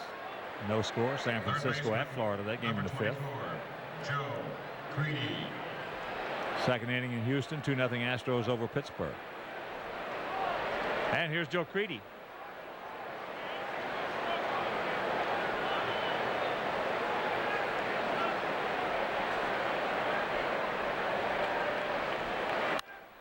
Ball hit hard.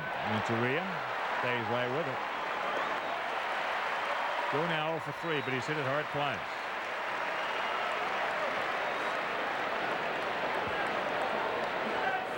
Joe, some tough luck as he has hit the ball hard twice tonight. Now just 2 hits in his last 26 at-bats. And not much you can do about it when you're swinging it and hitting it like that. You just got to start finding some holes.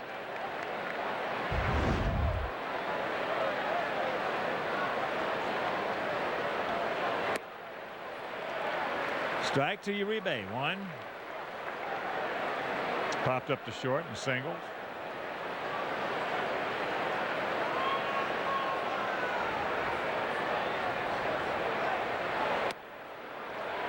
Fastball strike and a count 0-2. Kind of just lulling Uribe to sleep, real slow, take back and wind up, and then boom, a little dart on the outside corner. Kind of wanted to hit one like he did in batting practice, up there in the lights.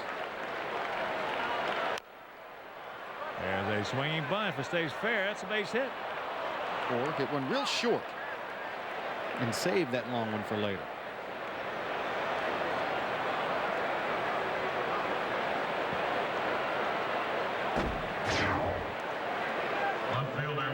Allen took a big swing and barely touched the baseball. He saw David Wells' reaction. He just put his head down, realizing, oh, well, not much I can do about that. And here's Scotty. He's 2 for 3. A solid single in the first, a swinging bunt single in the second, and he has flied deep to center. He also has scored a pair.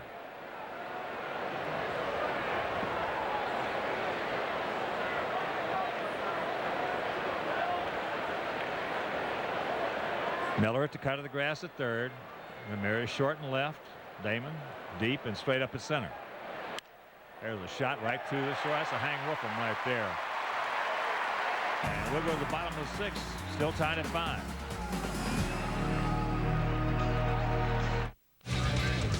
And taking a look at how the Sox have done in divisional play this year, they completely dominated the Central. And look at the East, a very tough East. 18-9. That's getting it done. The West is a little different story for us. Interleague, we got it done. So, as you can tell, it's just the West we've had some problems with this year, and mostly the Athletics.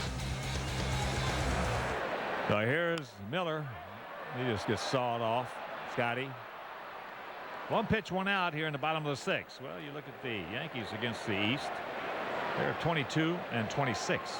And as you just saw, Sox are 18-9 against the East. Right fielder, number 44, Gabe. So here's Gabe Kapler, 1 for 2 in RBI. Well, the White Sox came in here with a road record of 38-17. That's better than Boston's home record of 36-18. A game and a half, we're a little better. First pitch strike to Kapler.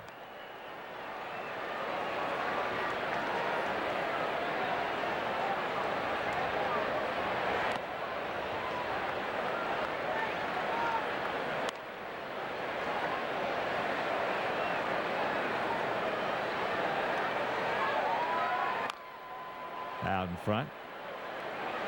Thinking about the story of Kapler reminds me of, remember Jeff Manto? Yeah. Jeff Baltimore? Manto. Yes. He did the same thing. Went over to Japan. Next thing you know, he's back playing in the big leagues. Uribe, you got him.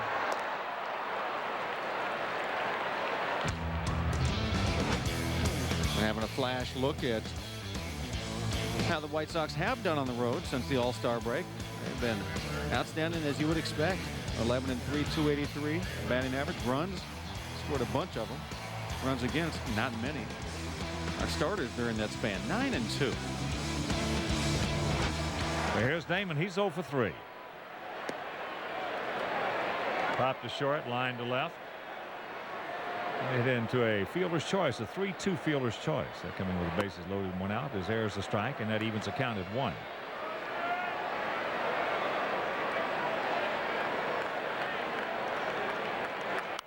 Watch out.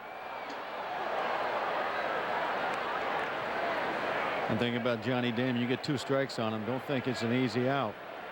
He had 57 hits this year with 2 strikes. 58.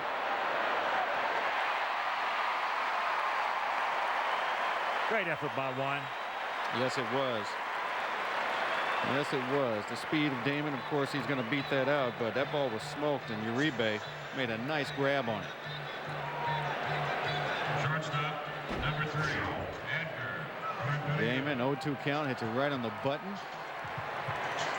And Juan, outstretched, losing his balance, and the strong throw, falling away. Great effort. Well, here's Renteria. He's 1 for 3, a double off the Green Monster. And a run scored, takes a strike. Just tuning in, Sox 2 in the first, 2 in the second. 1 in the fifth. Red Sox 2 in the third, 1 in the fourth, and 2 in the fifth.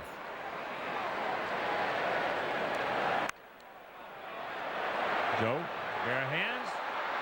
Play by Joe. And that'll retire the side. We're into the seventh. 5-5. The Monsters of the Midway are back, and Comcast Sports Net is all over Bears training camp with a countdown to kickoff. Our news team brings you closer to your team with news, interviews, and more time on the Bears than anyone else. Don't miss the countdown to kickoff. Every night only on Comcast Sports Net. 5-5. Iguchi, Everett, and Konerko here in the top of the seventh. Each team with a homer. Everett for us and Veritek for them. A breaking ball strike to Tadahito, who is 0 for 2.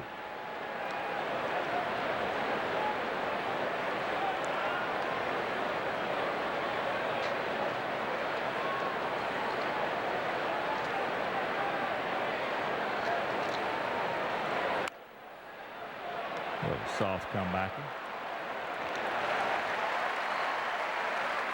One out. On Sunday, August 21st, the first 10,000 kids 13 and under receive White Sox back-to-school backpacks from Pepsi and Brookfield Zoo when the Sox take on the Yankees at 2:05. For game tickets, call 866-SOX-GAME or visit whitesox.com.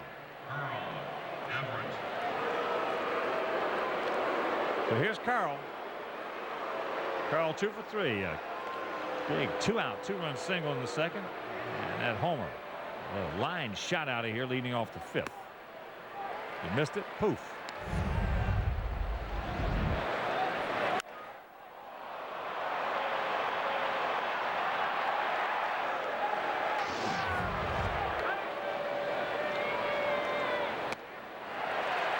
And quickly 2 strikes.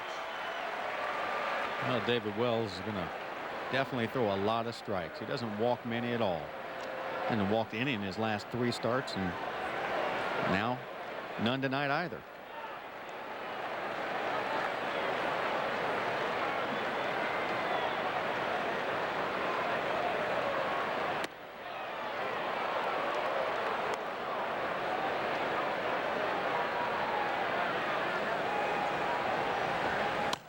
Got Chad Bradford and Mike Remlinger.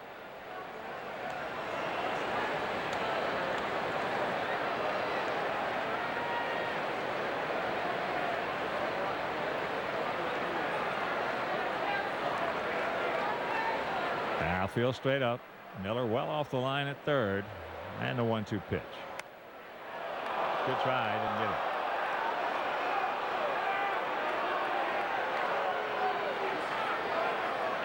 See Wells, the second lowest percentage of walks over 9 innings in the American League. There's 12 walks allowed on the season.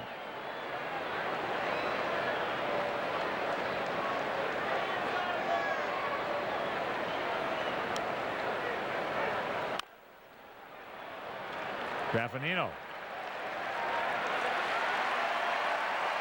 2 down. There's the mail from Scott Grinchick. Said, Hawk, did you ever hit for the cycle? No. Came close one time. First baseman, number 14, Paul Konerko.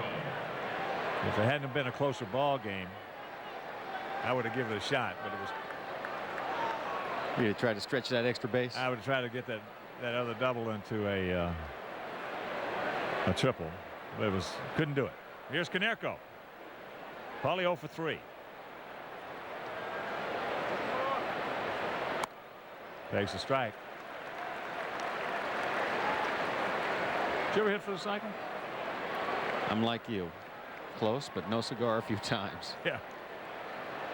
The triple was the hard one for me because when I was hitting with the power numbers, I didn't hit anything to right field.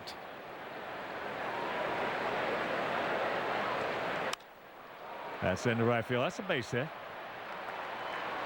So the 2-out single, and that'll bring up Aaron.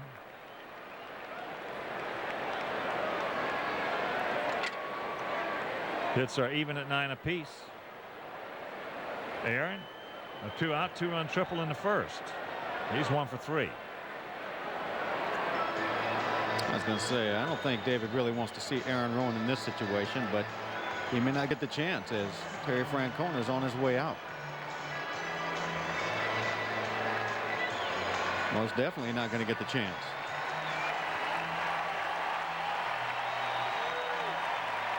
All right, David Wells will depart.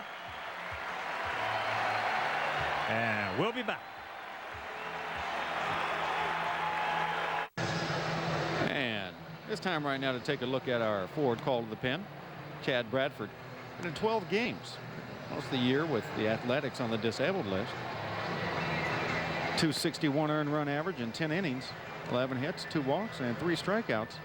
Right-handers are hitting .310 against Bradford. Lefties just .182. We got a righty up there.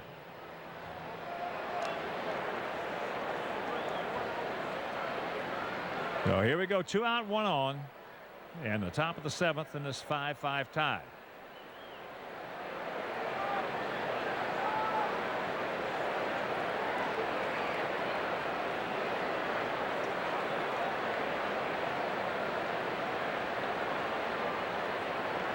Outfield straight up, and that ball is lined with foul. Remember the time where Bradford, who obviously is as much a submariner as you're going to see, hit his hand on the mound when delivering the ball. See, the relief for the Red Sox has not been very good this year at .519, the earned run average. That's why they've made quite a few changes out there. Ball gets away from Veritek. So Pauly in the second.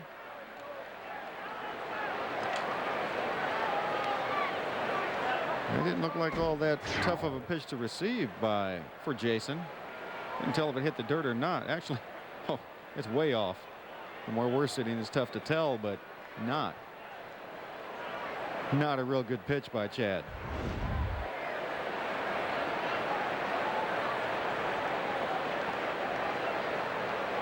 So the wild pitch if you're scoring along with us. Now make it hurt, Aaron. Ball hit hard right to the shortstop. And that'll do it. 7th inning stretch, tied at 5.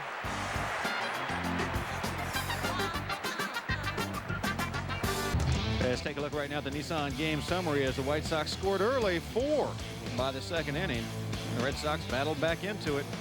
Tied in the bottom of the 5th, 5-5. Everett a home run. Veritek a home run. Carl 3 runs. Batted in. And Aaron Rowan getting it done. First pitch strike to David Ortiz leading off here in the Red Sox half of the 7th. Ortiz, a single, a 2-run double, and a run scored.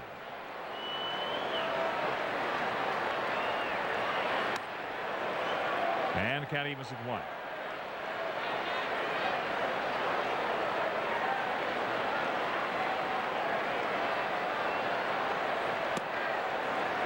And count 1-2. Email from Laura Chief from Hillside.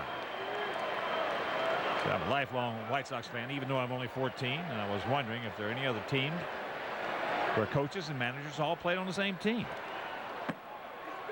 Mom and I love the White Sox. Go Sox. Yeah, I'm sure there have been some, Laura, but it's nice. We got a situation like we have here. All these guys really. The ball hit deep. And it is 6-5. Boston.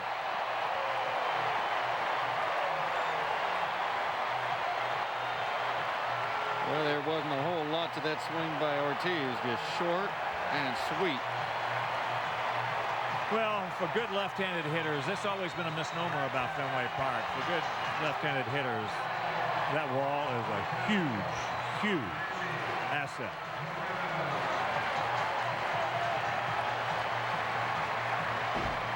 Buehrle tried to sneak a fastball by Ortiz on the outside part of the plate, and he just reached out and hit a line shot up there. The green monster seats. He's got 27 homers now and 96 RBIs. And you got to forget about that, Mark. You got to get this guy right here. Manny 0 for 2 with the base on balls. Takes first pitch strike.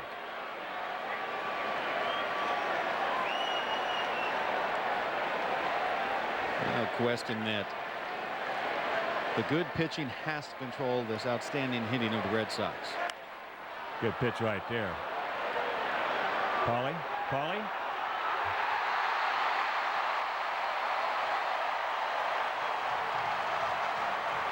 Tadahito's got to take charge. Yes, he does.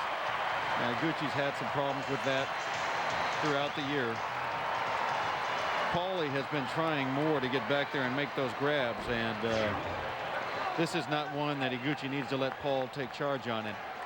It has to be conveyed to Tadahito. Anytime there's a ball hit behind first base, he is the one that's going to go over there and call the first baseman off. Simple as that. He went over there in anticipation of Konerko making the play. He wasn't even looking at the baseball. He's looking at Paulie, and he realized that Konerko was in the wrong area, and he goes, uh-oh, now I've got to try. And that's the wrong thought process. So another out slips by. As here's Veritek. Veritek 1 for 3, a long 2-run homer. Tied it at 5. Let's take a look at the Giordano delivery of the game. It was with 1 aboard for Veritek. He delivers. A long home run out of here.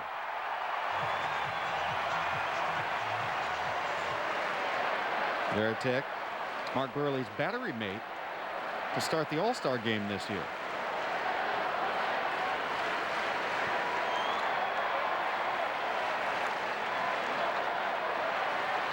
Broken bat, and that's trouble.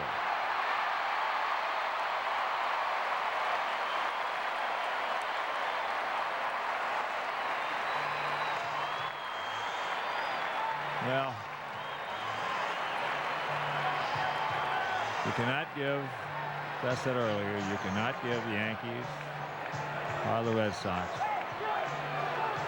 4 and 5 outs in an inning. If you do that, you're going to get beat. No question. This is a very good offensive team, and that's a good pitch by Buehrle, but as things are turning around on him here in this ball game, everything seems to be going the Red Sox way.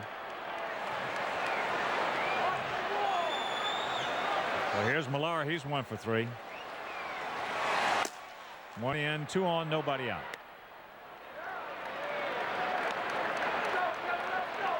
Mark definitely realizing this is a situation where he's got to try and make a pitch to get the double play.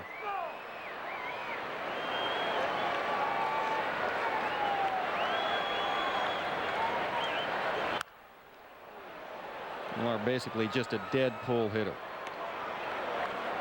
55 of his hits this year have gone to left, 16 to center and 17 to right. So he is looking to turn and burn, and that's it.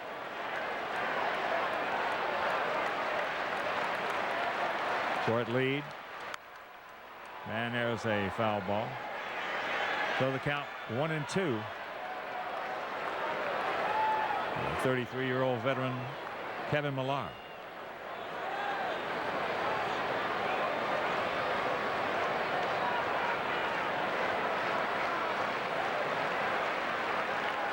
Big situation right here for Mark. He's got to find a way to wiggle his way out of this one.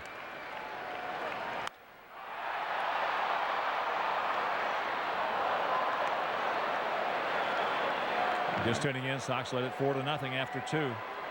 And then Boston, here they came. 2 in the third, 1 in the fourth, 2 in the fifth, and now 1 in the seventh. Sox picked up their 5th run in the 5th.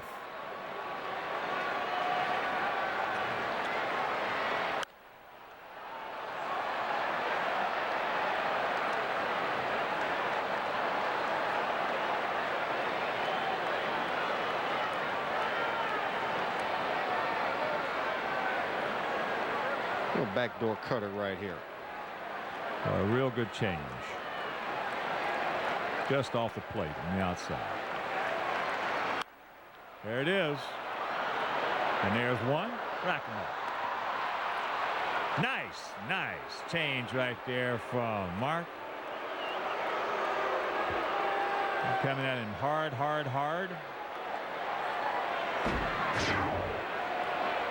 That will work. He's out in front. Catches it right off the end of the bat, as Buehrle was hoping he'd just get that roll over to the left side, and he does.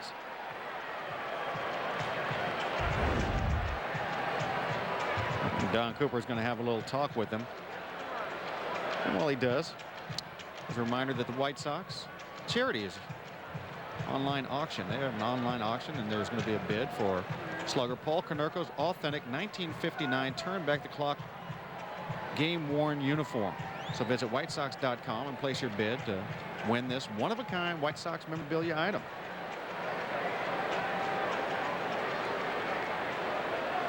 Yeah, the tough customer at the plate in Tony Graffinino. Tony 1 for 3. Grounded 2.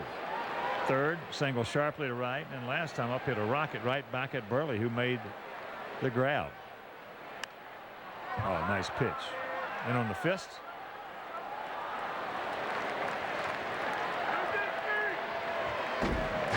Yes, indeed. Pitching coach Don Cooper comes out and gives Mark an idea and Pierzynski of what they want to do against Graffinino in this situation. And now Graffinino, who likes to hit the ball up the middle the other way, could be somebody that can roll over on that changeup. He likes the fastball to where he can go inside out, roll over on the slower stuff. 1-1.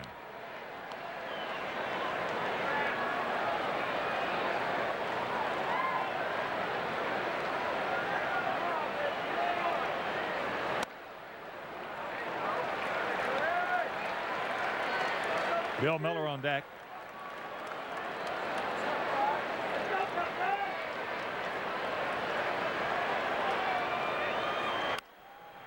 There it is.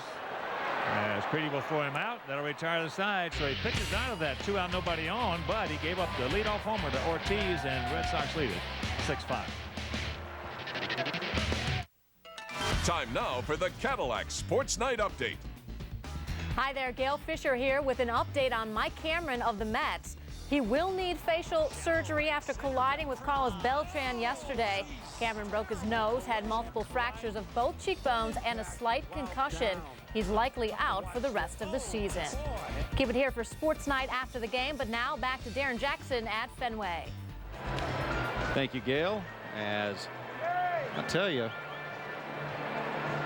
that was some ugly scene of Cameron and Beltran hitting head-to-head at Shea Stadium, as you see here in the top of the 8th inning.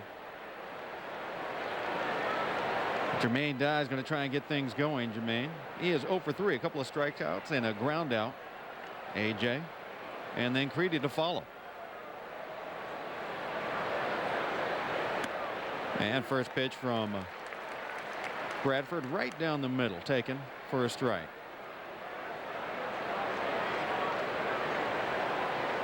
The Red Sox have scored in 4 of the last 5 innings.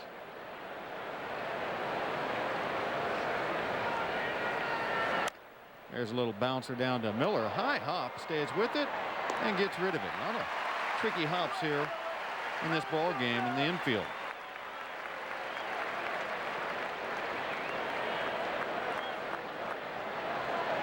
Miller had one a little while ago off of his chest that hopped up. This one's going to hit right off the lip. And it almost throws his timing off, but he stays with it and nails a leadoff man.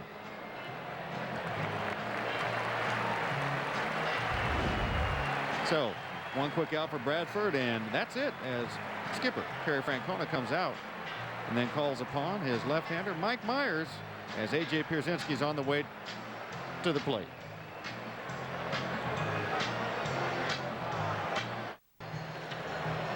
And as Hawk had been telling you, the 200th consecutive sellout tonight here at Fenway Park. Catcher, Streak began 5:15:03. Attendance of 35,132 tonight. Mike Myers, 4 call to the pen. He's 3-1, a 3.08 earned run average, Left-handers hitting just 179 against the sidewinder.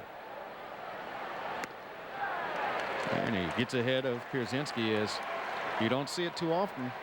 The right-handed submariner and the left-handed submariner in the same inning.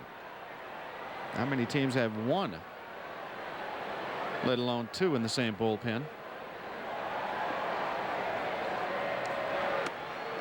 That inside as AJ jackknifes out of the way.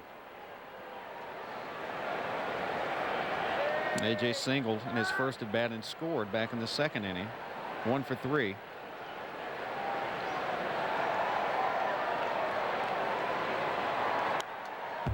This reaches out. Bottom going one way and the bat going another, trying to get a piece of it.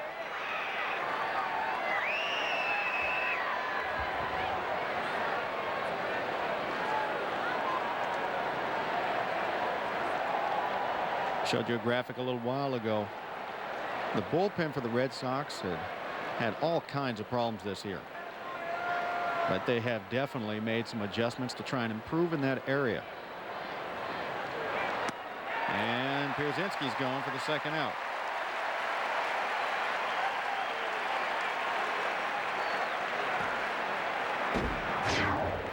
Taking a look. It's the littler sweeper. That's a little tight one. And Myers does his job. Comes on to get the left-hander, as he is the left-handed specialist. And that means he's done. And Mike Timlin is going to be called on to face Joe Creedy with 2 down here in the 8th inning.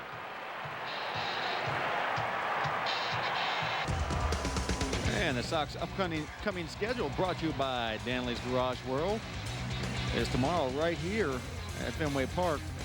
Broadcast will come to you over WGN, then back over Comcast Sports Net on Sunday. And a 3-game series as the Twins come to U.S. Cellular. And taking a look at the matchups for tomorrow out there on the hill. John Garland goes for victory number 17 against Tim Wakefield, who is 11-9. Both pitchers you can expect to do very well. And the Ford called to the bullpen for these Red Sox. Second time in this inning is Mike Timlin. 4-2, a 1.42 earned run average, 57 innings. He's allowed 62 hits and 13 walks. Right-handers hitting 266. Left-handers 302. And we got a right-hander in Joe Creedy looking for his first hit. He's hit the ball hard his last 2 times up, line to right field, and a line one hopper out to shortstop. Looking to get on Mike Timlin. And Timlin misses high.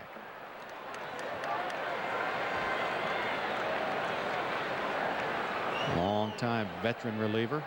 One time had one of the best hard sinkers in the American League. And he broke into the big leagues with Toronto. No question. Good setup man at that time.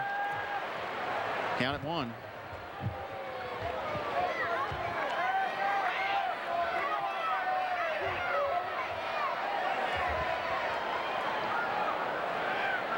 Timlin not afraid, if he gets you to swing at the one biting down in the end, to throw a hard slider way after it. He misses his location and got away with it. Creedy not happy. He's had 2 pitches and 2 good swings. And former starter for the Red Sox, Curt Schilling, getting up and warm in that bullpen, as we are with 2 out here in the top of the 8th inning.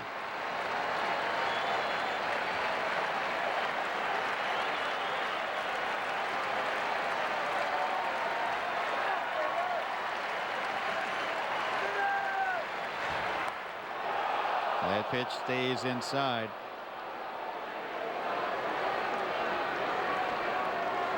Two and two, as Joe Creedy is hoping for one more mistake from Mike Timlin that he can light up. On deck, Juan Uribe, a couple of hits in this ball game. Not going to get it done, as a good sinker puts Creedy away. So 1-2-3, 8th inning, 3 different pitchers getting it done.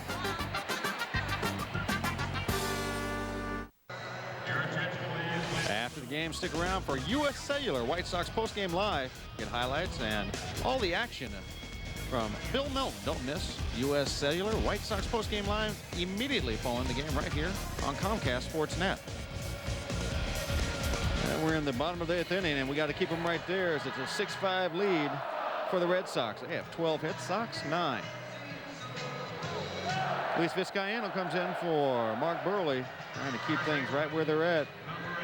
And hold on, see if the offense can get it done. He's 5-5, a .381 earned run average, .281 the batting average against him. Left-handers hitting at .337, and there's a lefty up there, and Bill Miller. He's 1 for 2 in this ball game. Scored a run after he singled in the 3rd inning. He's drawn a walk. Luis. Get ahead of him.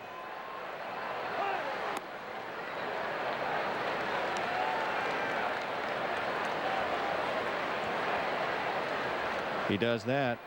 First pitch strike. Tremendously played 3-game series by the Yankees and White Sox in New York. A little more offensive minded is this ball game, as 11 runs have been scored between the two teams.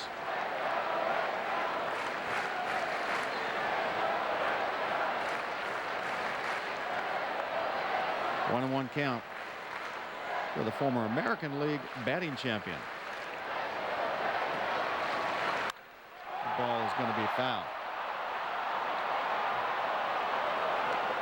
Well, this game just has not been crisp like the series in New York. We've given the Red Sox a couple of extra outs a couple of times. And certainly Mark not as sharp as he would have liked to have been, especially being the fact given a 4-0 lead after 2 innings.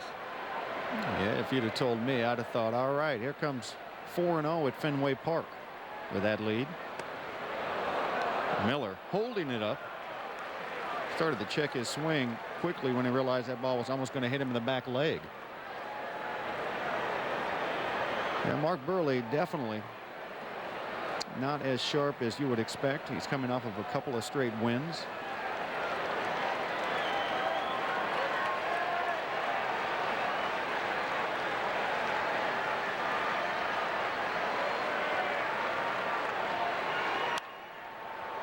A little fister foul ball by Miller.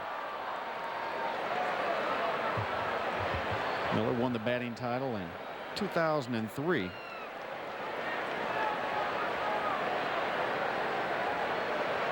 With a .326 batting average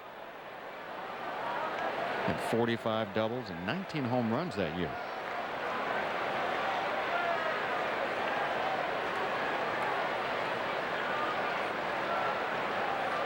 That's hit hard, but Juan Uribe will drop down to a knee and then throw him out.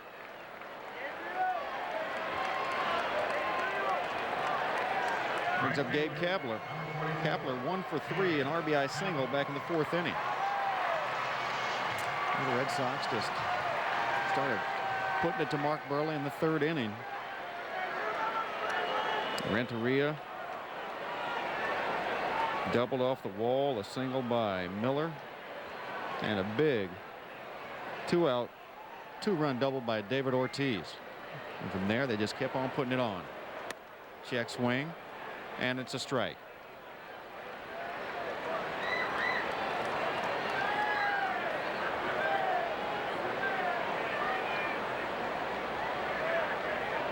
Red Sox, the kind of team where if you're a pitcher, you just can't afford to ever back down. You got to keep going at them hard. Good slider by Vizcaino. Quickly 0-2. See some of the dangerous hitters. Ramirez, Veritek, Ortiz that they have on their team. Well, the better the hitter or the better the hitting team you're facing, the more aggressive you have to be. And you know Mark Buehrle is about as aggressive going after hitters as anybody. But you said a little while ago, unfortunately, there were a few balls that were not played right, which led to extra at-bats, which led to runs for Boston.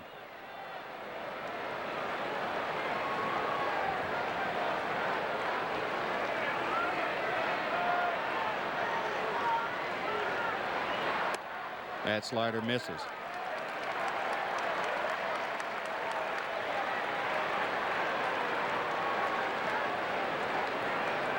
Don Cooper from Snyder to the left, and the skipper Ozzie Guillen.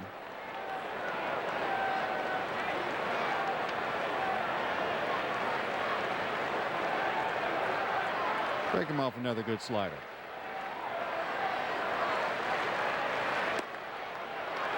Misses out there as Kapler's decided to rein it back in. Now you got to go ahead and throw him one for a strike.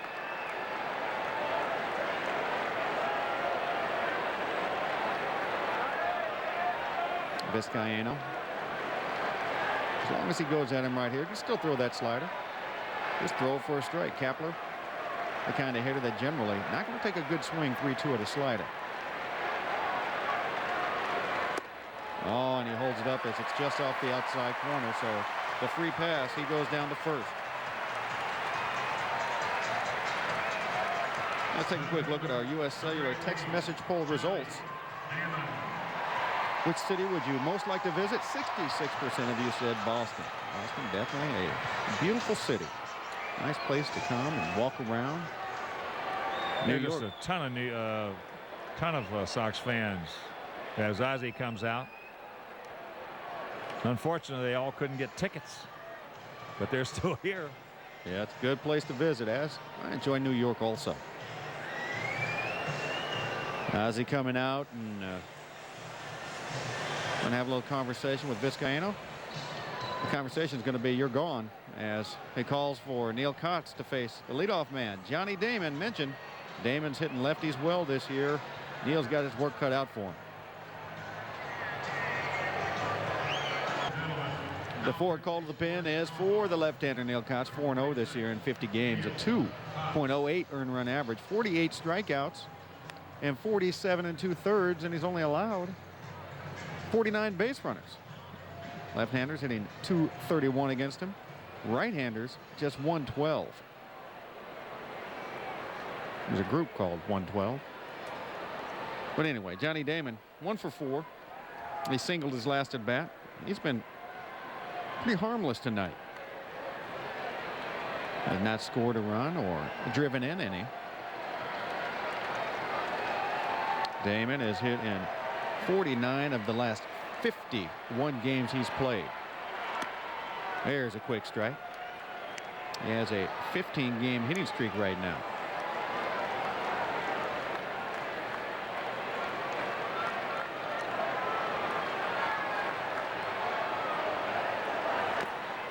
That breaking ball misses.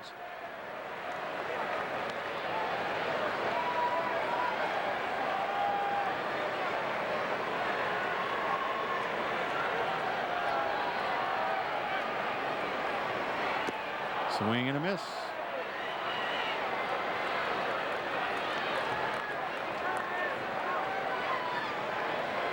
There you see the success that Damon's had over a really long period of time now. Just 2 games out of the last 51 he's not hitting. Excuse me, 1. 1 game. That's quite the hitting streak as he's stacked them back to back. 15-gamer now.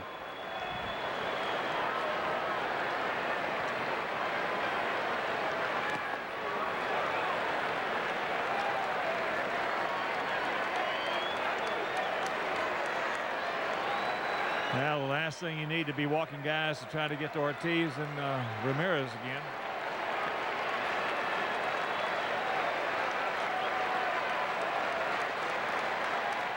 No, this is a guy that you want to go ahead and get out. He can hit, there's no question. But you want to get this number 1 and 2 hitter and leave Ortiz and Ramirez to worry about later.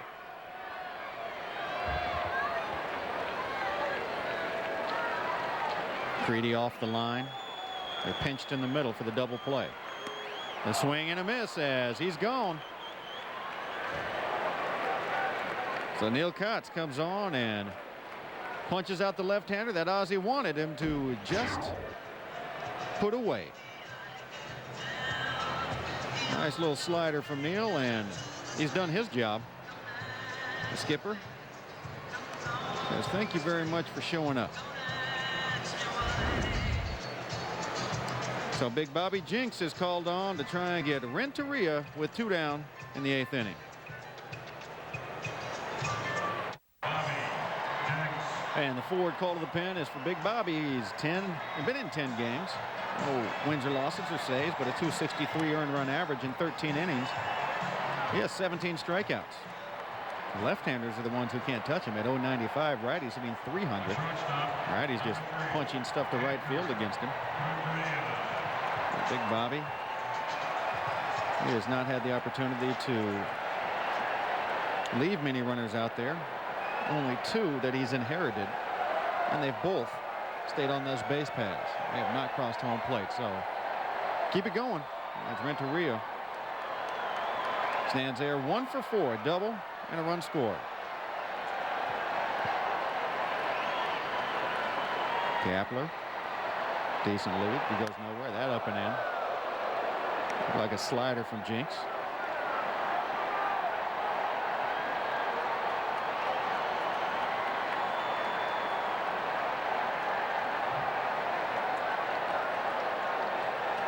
Kapler, 1 stolen base in his only effort. They do not run much, these Red Sox. He edges a little further out there, and Jinks takes a look at him. He's got an excellent chance to be off and running in this situation. Red Sox, 35 stolen bases on the year as a team. Kapler goes nowhere, and that pitch up and in. 2-0. Don't worry about the base runner, Bobby. Let's get that man right there. Leave him right where he's standing.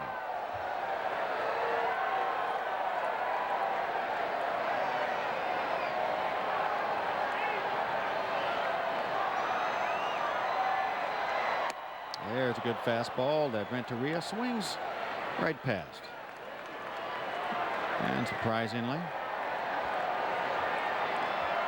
the infield and the outfield pretty much straight away, with Bobby Jinks out there who can throw it 100 miles an hour.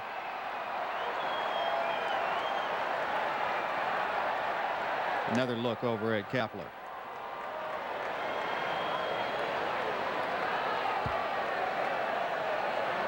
Generally, when you have a hard throwing right-hander facing a hitter who hits the ball all directions anyway, you want to shade in the other direction. I don't see that happening. And that's a fastball away. You can't get to it.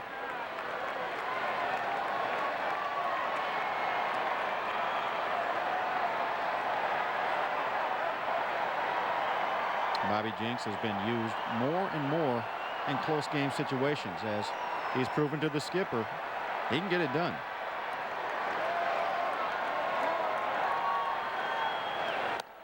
That's up and in. Gonna load the count.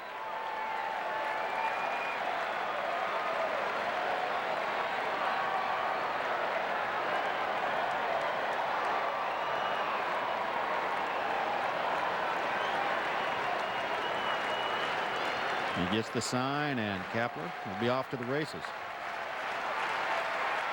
Misses way in.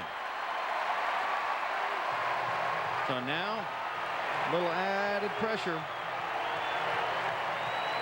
Renteria, the easier out, strolls down to first base. And Big Papi, David Ortiz, strolls to the plate as the Dodge drive of the game came off of his bat. The game tied at 5 apiece. It takes Mark Buehrle on top of the Green Monster. And that is how it stands right now, 6-5 at just last inning. Ortiz led off with that solo shot.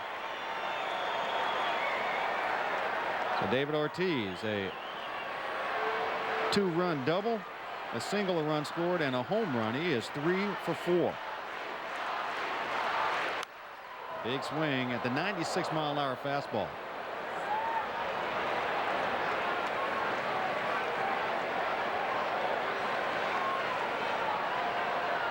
If Ortiz were to connect to a high 90+ fastball from Bobby Jenks, it could go a long way. One heck of a collision. Uribe sneaking behind Kapler, making him get dirty. And even though Jenks throws extremely hard, they still have the shift in on, for Ortiz. That down and in, knocked down by AJ, keeping the runners right there.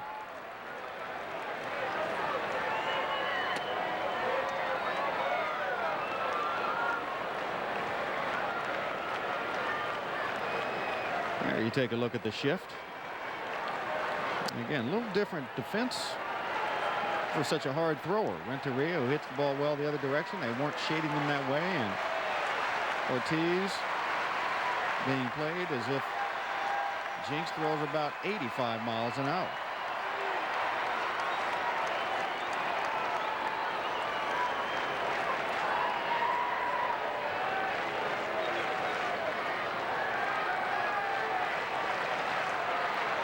So for David, a lot of room at shortstop. They're going to try and get him, and this time, very close.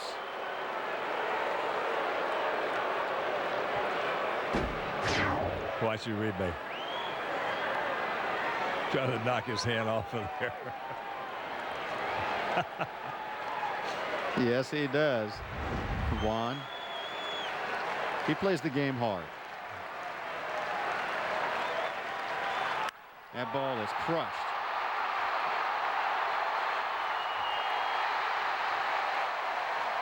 Second straight home run for David Ortiz. Well, you don't want to be walking guys like we did to get to Ortiz and Ramirez.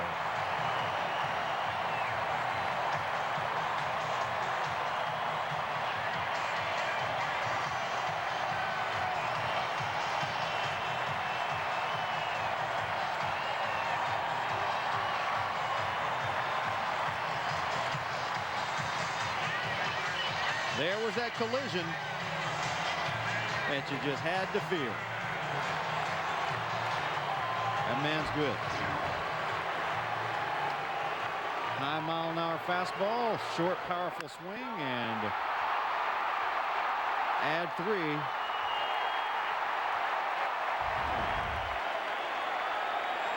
Manny Ramirez is 1 for 3. Little bloop single. Should have been caught, as that's going to be off to the right side. Well, Manny, his last at bat, had a little blooper over first base that Iguchi should have called Konerko off on, and it landed safely.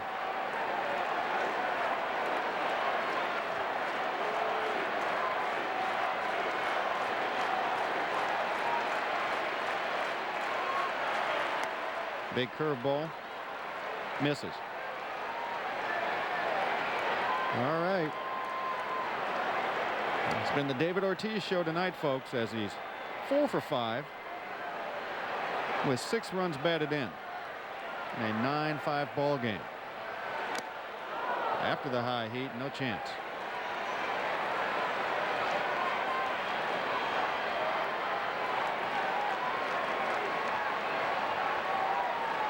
$11 total bases for that man right there on in this ball game.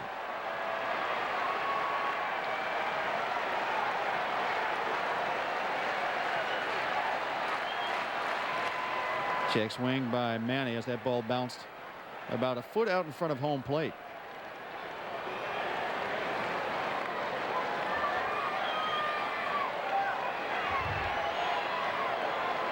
So Bobby Jenks, who's been doing extremely well in situations very similar to this one he's been put in, couldn't get it done tonight. And he got him. The breaking ball catches the outside corner. Second time Ramirez goes down looking, but a lot of work as the Sox head to hit. There you see the damage done in the bottom of the 8th inning, and now the Red Sox lead it by 4. 9-5 ball game as Curt Schilling is on, but he is replacing a man that did a little work in today. Former closer for the White Sox. Keith Folk, recovering from some knee surgery, was out on the field and trying to get a little rehab work done. Start throwing a little bit. Folk trying to get himself back to that closer's role. And apparently he's not far off now that he's throwing. Some changes defensively for the Red Sox. Adam Stern now in right field. Dave Kapler is in center field. And the new pitcher is the man I mentioned a moment ago, Curt Schilling. He's 4-4, 9 saves, .555 earned run average, and opponents hitting .297. So here's Jeff Blum to hit for Juan Uribe, who was 2 for 3 tonight. 9-13-1 for the bad guys. 5-9-0 for our Sox. If you're just tuning in, as well as the Sox played even in that game they lost at the stadium in New York. There's first pitch strike. They have not pitched well tonight, and they have not played well tonight. And when you don't do that against a team that's hot, Red Sox trying to pick up their 5th straight victory and their 12th straight here at home. If you don't pitch well and you don't play well, you're going to get beat.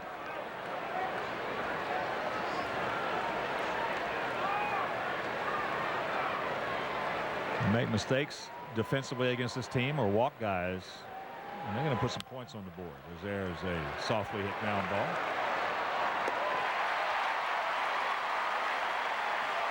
But John Garland will be on that bump tomorrow night, so be with us. That game will be over WGN, and he'll be opposed by the knuckleballing right-hander Tim Wakefield. And on Sunday in the finale, El Duque against Matt Clement in that game right back here on Comcast Sports Net. As here's Scotty, he's 2 for 4. A couple of runs scored. Takes a strike. 8th inning in Cleveland. Tampa Bay leading the Indians 8-5. 7th inning in New York. 6-5 Yankees over Texas. 0-2 the count.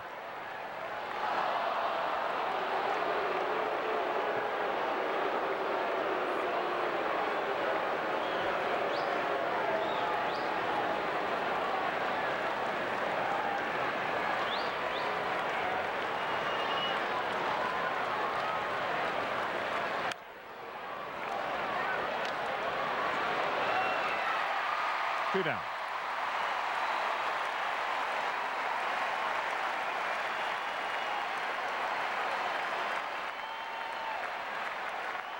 Pitchers of record if you're just joining us. Buehrle and Bradford. Chad Bradford in relief of David Wells. So here's Tadahito. 0 for 3 and also was hit by a pitch.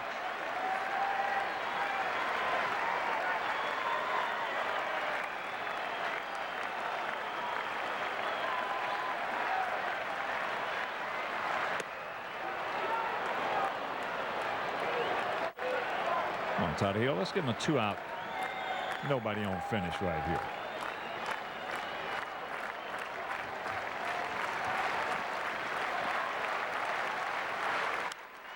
That ball high and deep into left center field. Stretch. Get on up there. It will. You can put it on the board. Yes. Number 11 for Gucci. And it's a 9-6 game. So Iguchi homering in 2 of the historic stadiums of the country as he went deep in Yankee Stadium, now Fenway Park.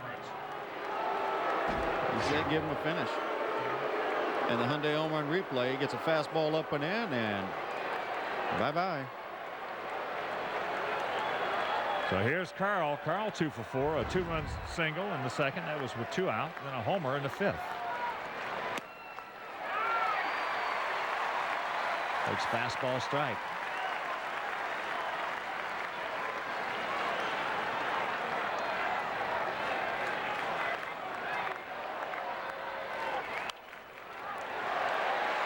And we're down to our last bullet.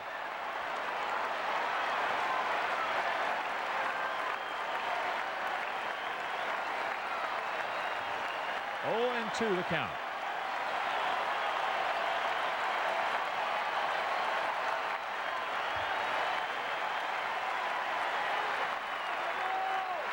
There's a shot. That's a base hit.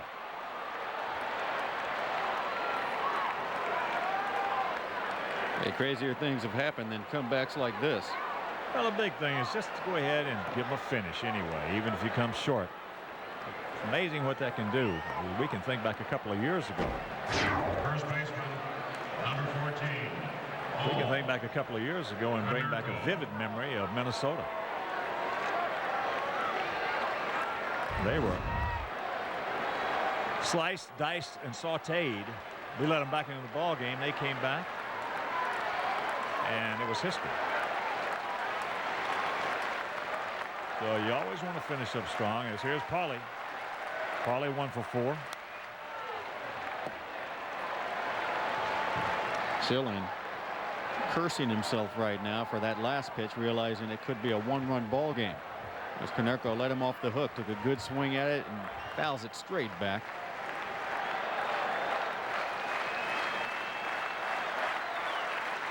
Nine 13-1 for the Red Sox. 6-11-0 for our Sox.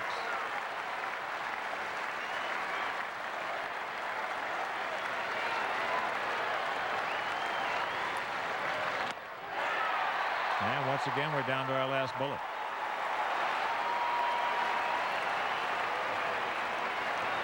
There's so many times this year the White Sox have been in a position like this and then worked out a way to somehow get that tying run up to the plate and make it interesting. Yeah. Let's get Aaron up there.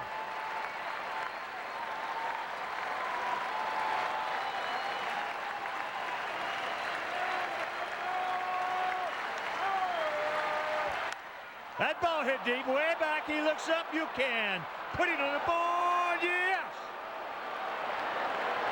Oh, those base on balls. Mercy. Number 29 for Buehrle. And just like that, the tying run is standing at the plate. Konerko a second opportunity in the at-bat as Schilling just laid it right in there for him.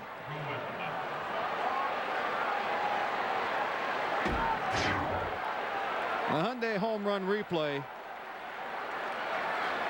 A fork ball that just floated, waiting to be hit.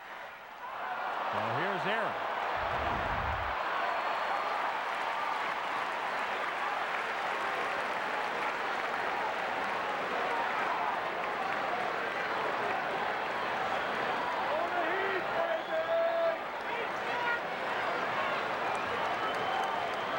Oh, those base on balls in the bottom of the 8th. Walk 2, and they both cross the plate. And for the third straight hitter, we're down to our last bullet.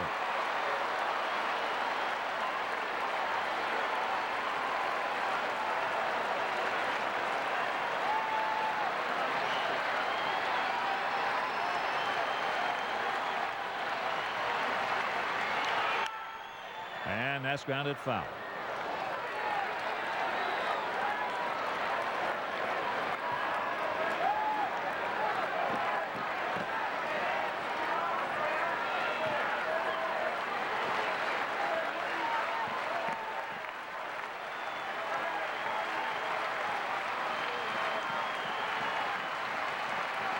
Come on, Aaron.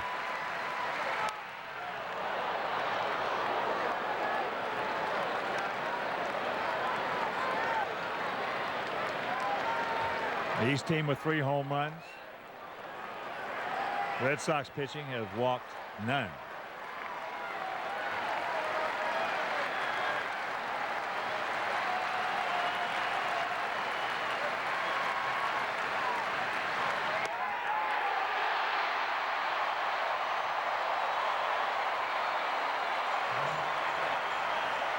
So the Sox give them a finish before a sellout crowd here at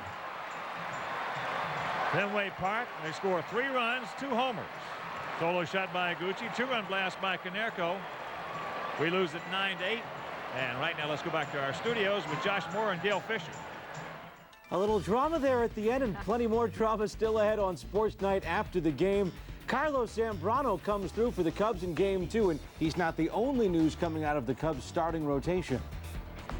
This time, 20 years later, we look back at the Arlington Park fire and the miraculous recovery leading up to tomorrow's Arlington Million. Plus, Tiger Woods on the verge of missing the cut at a major. We're on after Sox postgame live, but now back to Hawk Harrelson.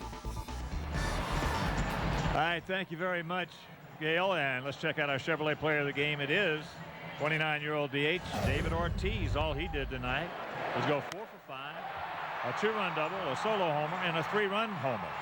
Driving in 6 runs, our Chevrolet player of the game. And final totals on Game 1 of this series. For the Red Sox, 9 runs, 13 hits, 1 error. They left 7. For our Sox, 8 runs, 12 hits, no errors. They left 6. Bradford, the winner, he is 1-0. Buehrle takes the loss. He is 13-5, and we'll be back.